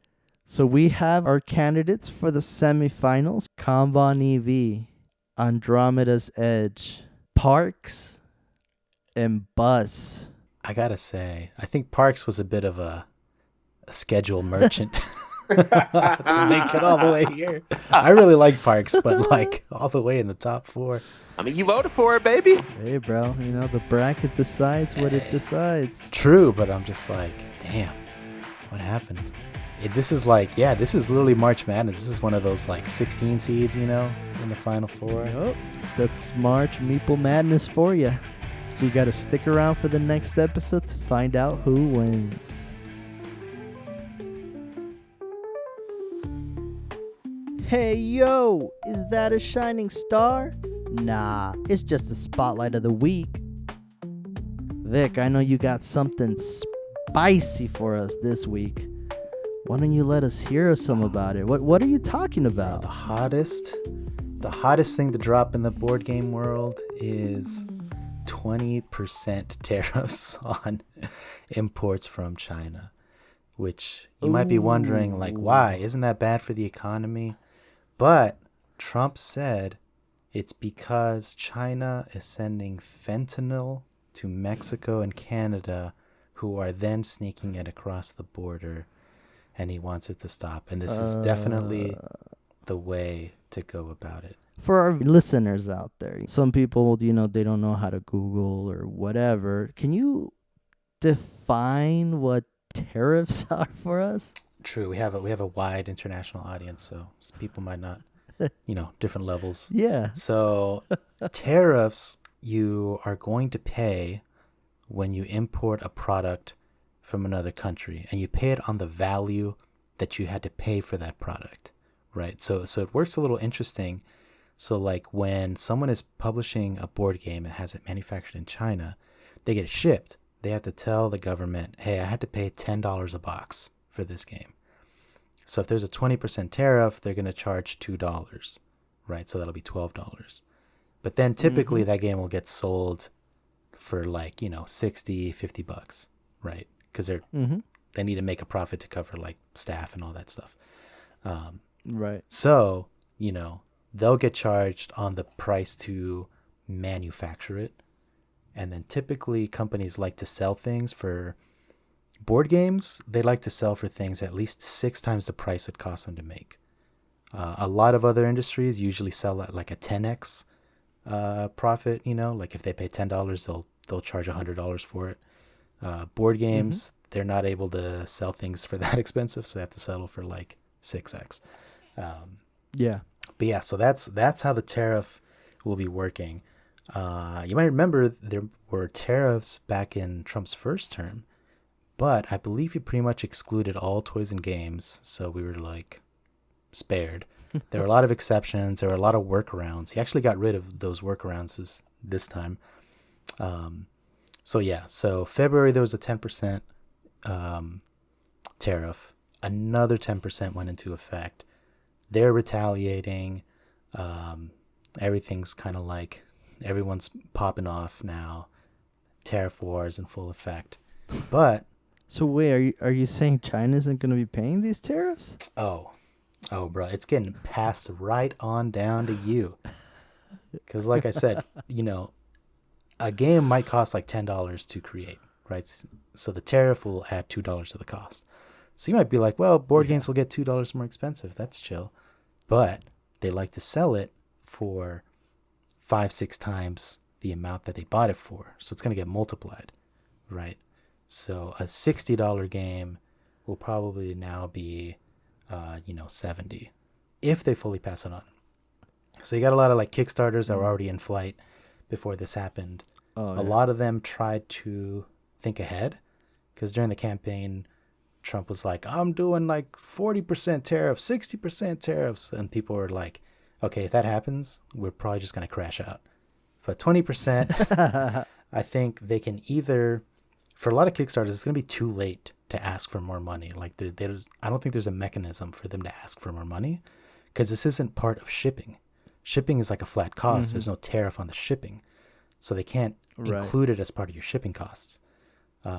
So a lot of them are probably going to have to eat it. Some of them, I don't know if they'll find a way to like ask for more money. Maybe they'll try to split it. But, going forward, new ones will probably take this more into account.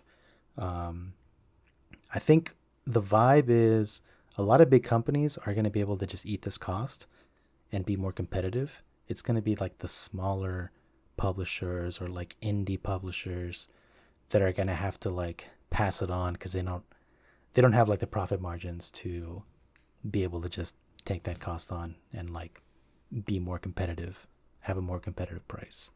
So like basically it's very likely to just hurt small time people and help big time people get more of the market, right? Like they probably won't go broke or anything like that from a 20% tariff.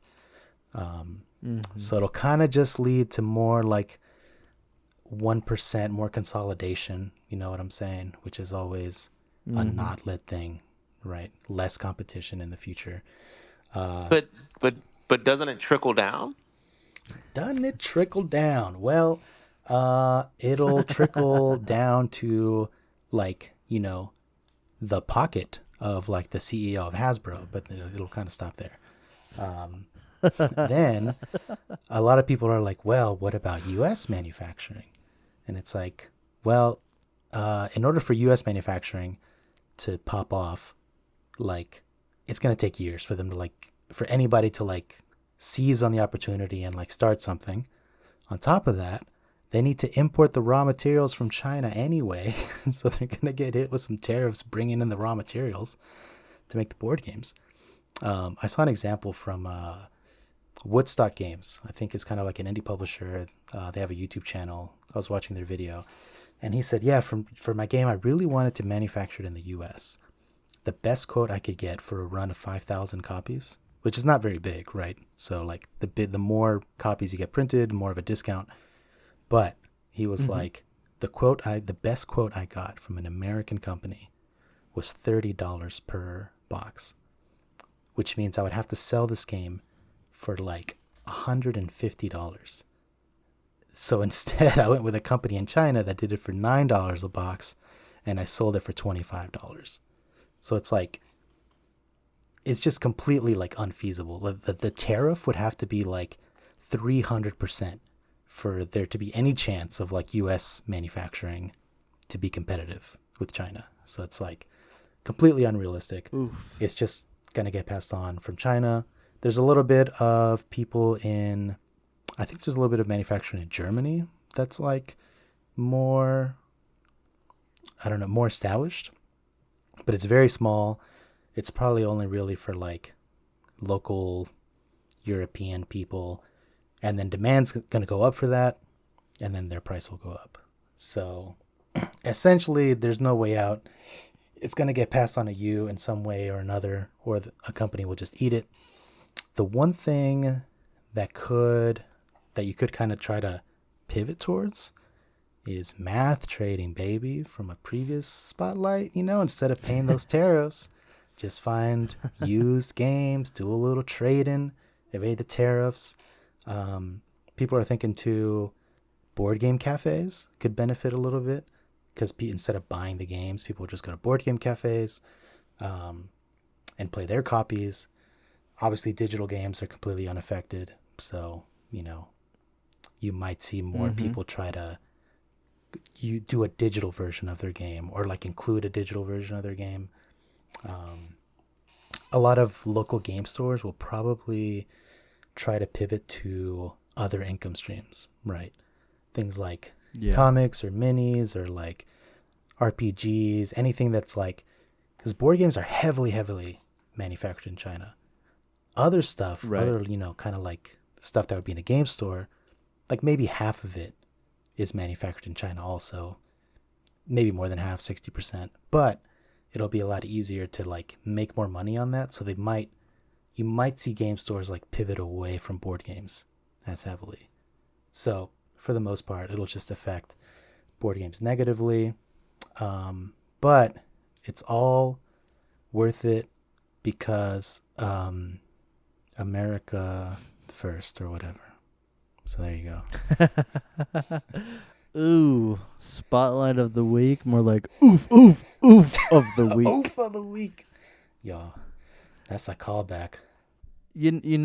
So based off of this spotlight of the week, Vic, I'm already seeing this affect my current Kickstarters. You mentioned depending on the progress of that Kickstarter, where they're at, how are they planning on basically handling this, right?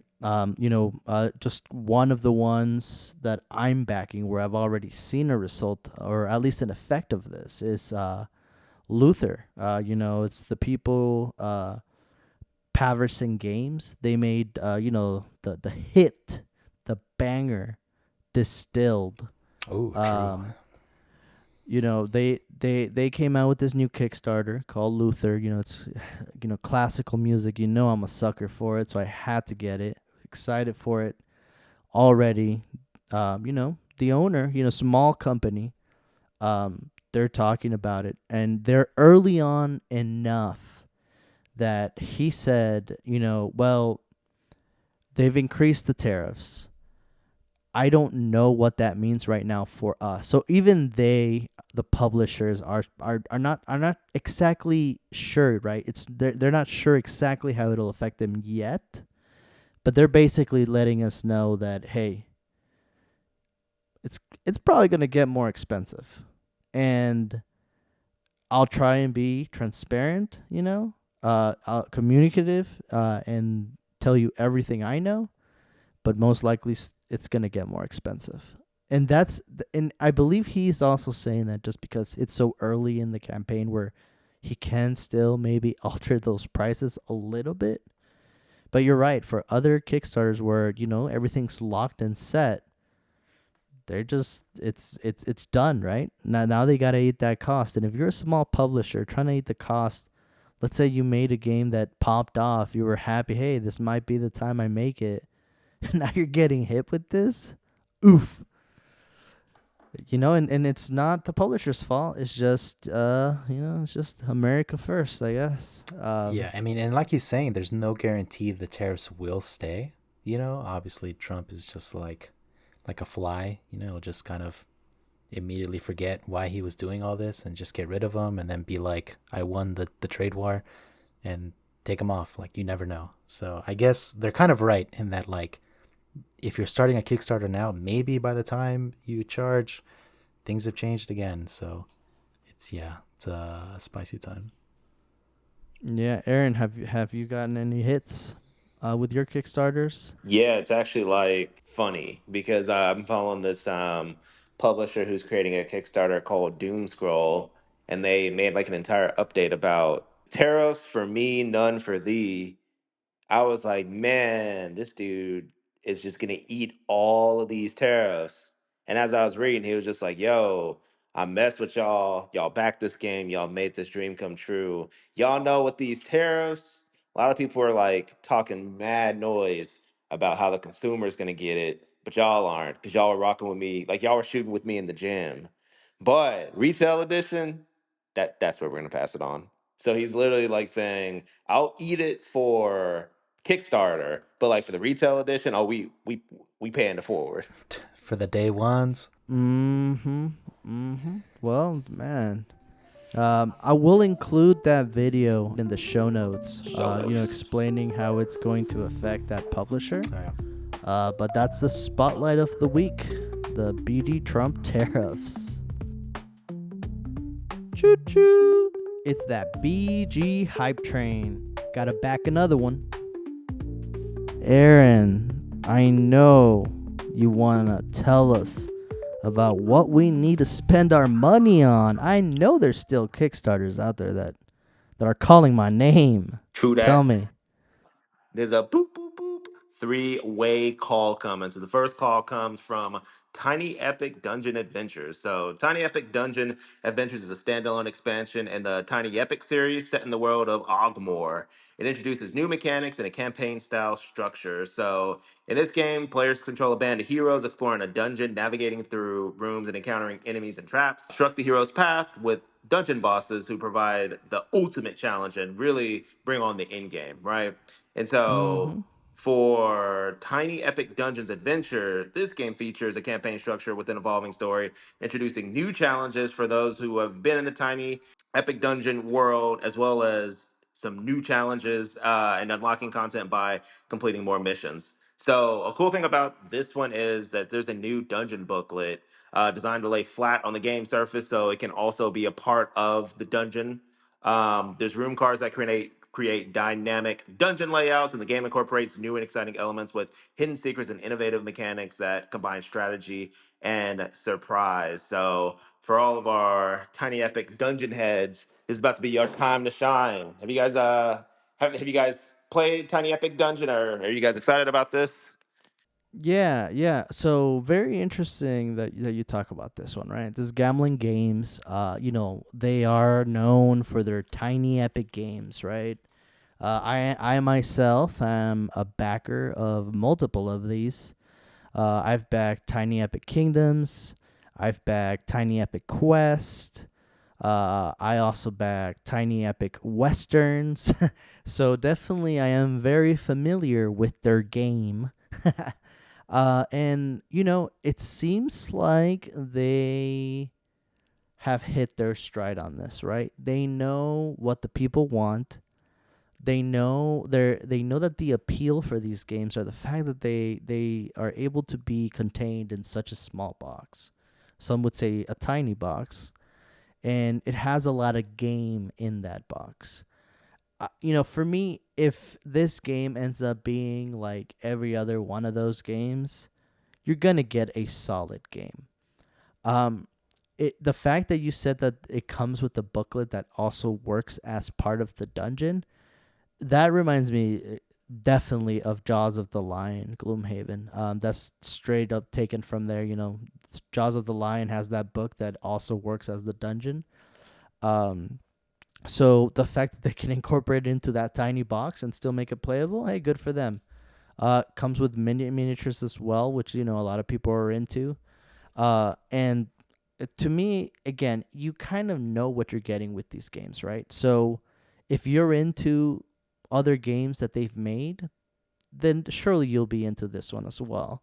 And for a deluxe copy of this for $40, not bad. I mean, granted, based off of our spotlight of the week, there's a caveat. Maybe it'll go up a little, maybe it'll go down. Who knows? But there's a caveat to it. I probably won't go down. But that's my take on this one. Will I back this one? No, because what ends up happening from what I've seen, a lot of people will get it, play it, and then, you'll see it second-handed. Most of the time, that's kind of how I get my Tiny Epic ones, Epic games. So I might not back this one per se, but you know what you're getting with it. So most likely it'll be good. I've never played any of the Tiny Epic, XYZs. And multi-universe. Yeah. And to be honest, I usually don't like to get into big brands like that. It just seems like, I don't know, I'd rather play the more designer boutique kind of games, and just like, I don't even know, like, which one should I play first? Do I need to play all of them? Are they related? It just seems like, No, they tend to be like very much standalone type. Like unless you're getting like, for instance, this one comes with like an expansion as well. Those would be related, but you don't need to like play all of them. yeah. And also, I didn't know it was like, I don't know, I thought it was more like a party game kind of vibe, just based on the name. I was like, I don't know, maybe this is more like Exploding Kittens type level, but I don't know. I mean, it sounds like you're saying it's not. So No, yeah, it's not. Okay. It's not. Mm-mm. Yeah, it's a little more involved for sure. And they can be fun. Definitely not a party game, I guess, but it's still definitely. Maybe next time you're here, we can play one, and then you can see what it's all about. The second one is coming you from Studio 4. So we're talking about Scales of Fate, the hot new Kickstarter coming from Studio 4, creators of Veiled Fate, Moonrakers, and Mythic Mischief. So Scales of Fate is a two-player game of strategic placement, clever manipulation, and subtle deduction. In the world of Scale of Fates, the gods have turned their eyes to humanity. Demigods walk among mortals, striving for renown to prove their worth. The abyss beckons, a place of both danger and opportunity. Each decision you make tips the scales, shaping the fate of the divine. And over 3 ages, players guide their demigods to gain or lose renown through carefully chosen actions. The player with the most points at the end of the game claims victory. So, you heard of Seven Wonders Duel, but have you heard of Veiled Fate Duel? That's literally what this game is. It looks lit. I probably won't be backing it because not only do I have Veiled Fate, but I'm getting Veiled Fate built out completely in about a few weeks when that sweet Hadria's Wrath comes in. Like it's interesting because Studio 4 has like so many like Marvel universes where like I got super invested in Veiled Fate, so I have all of Veiled Fate. A buddy of mine got all of the Moon Rakers and the Moon Rollers, and so he'll never have to have Veiled Fate. And then crossover has the Fractured Sky universe. So it's like everybody in Studio 4 like has their specific niche. And so I feel like this is the perfect time to kind of navigate outside of that. So it's like, while I have Veiled Fate, I would never really need Scales of Fate. But if somebody like really messes with Veiled Fate, but doesn't want like the entire $80 just starter version, Scales of Fate might be something good to get into. Yeah, Instagram has been like really telling me to back this one. It to me it's rare now to be able to play only two-player games. When I do get the chance to play some games, it's usually like four people. So it's rare now to get a two-player game out, to be honest with you. I will say the when it's out there, the table presence, it looks like a little like mechanical engineering Yes. masterpiece. Like it looks Yes. so cool. Like you got like different components stacked on top of each other, and they all kind of like click together. I'm sure there's a purpose for that. it looks like the Game of Thrones intro. Yeah, yeah. And it's a two-player game. It claims to be played in 30 minutes. Fillers are always good, but again, for me it's like I don't think will have enough opportunities to play a two-player game again. But man, definitely the table presence on it definitely catches anyone's eye, cuz again, it looks like a piece of engineering masterpiece. It's really interesting to look at. Yeah. They don't make bad games. Like all the games I've played through Studio 4, I've been thoroughly entertained and very impressed, not only by components, but rules explanation, artwork. So I think this is definitely going to be like another heater that people should get into. Yeah, I'm definitely tempted just by the components, just to have it out, set it up on the table as a display piece, even if I don't play it. But I think I'm in a similar situation as Tona. Like the only time I would play a two-player game is probably with my girlfriend, and it's not necessarily that kind of vibe. It seems like it's like deception, um, bluffing maybe. I would definitely be interested to play it for sure. But yeah, I would hold off on backing personally. But next BGG Con, if they have it in there, I'm gonna get it in. And honestly, it also, I guess it's still soon, right, for it, because it's released on March 18th, which is maybe it's like 13 days from now.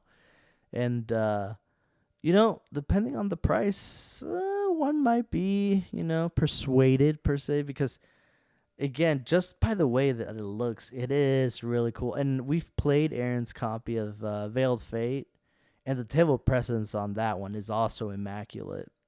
So, if we're playing the prices right, who knows? Maybe the scales might be tipped. Alrighty, so that's Scales of Fate, and the last one coming in hot in Kickstarter as well is Inish the Big Box. So the big box not only comes with a huge box to hold all of your Inish plus the DLC, but it comes with another expansion called Nimid. So if you never played Inish, the game is rooted heavily in Celtic history and lore, where you're basically trying to King of the Ring and become king slash queen of the island, right? So with three victory conditions where your player must lead territories, so basically like kind of like lord over at least six of your opponent's pieces, land where you have clans in at least six different territories, or religion where you have clans and territories with a total of at least like six of these like little sanctuary cities. The cool thing about Inish is you literally have to. It's like the last ball in pool. You have to call your own shot, and so people will then have an entire turn to try to take you down. But I don't know, like the Celtics just had, or the Celtics just had like a lot of hair on their chest, and they're just like, "Yo, I'm about to win. What up with it?" So with the Nimid expansion, you have three new modules to enhance your game. So obviously, the Nimid module is they basically add these things called nematons, and they're sacred sites. And so they'll award you deeds, which actually lower the win condition for any of the three that I mentioned earlier. Um, so it's basically just like a way to get deeds, because deeds are like actually just very hard to get in the game naturally. So they're kind of streamlining the process of getting deeds, which honestly will like shorten the game. They also have a hollowed sanctuary module where instead of just like hanging out in your sanctuaries during battle, you can like give offerings. And so based on the historical Celtic hero or heroess or god and goddess, you'll get special favors based on the hero you honored. And then the last one is territories and epic tales, which will bring more variety to the game by discovering 10 new epic tale cards, 5 new territory tiles, and some new advantage cards. So I don't know if you guys are big Inish heads, but your boy is. And I think like although I won't probably back this because I'm not like too big into the big boxes, if that Nimid expansion is talking something nice, I might hit that because I already have Seasons of Inish, which extends it out to 5 players. But yeah, getting some more expansions, especially stuff to make it go a little bit quicker, since I think that this will be probably a game that I'll try to use to get people into those more serious area control games. I feel like this is really promising Kickstarter. What do y'all think? Oh yeah, promising 100%. Yeah, I'm definitely gonna get this. I I have the base copy.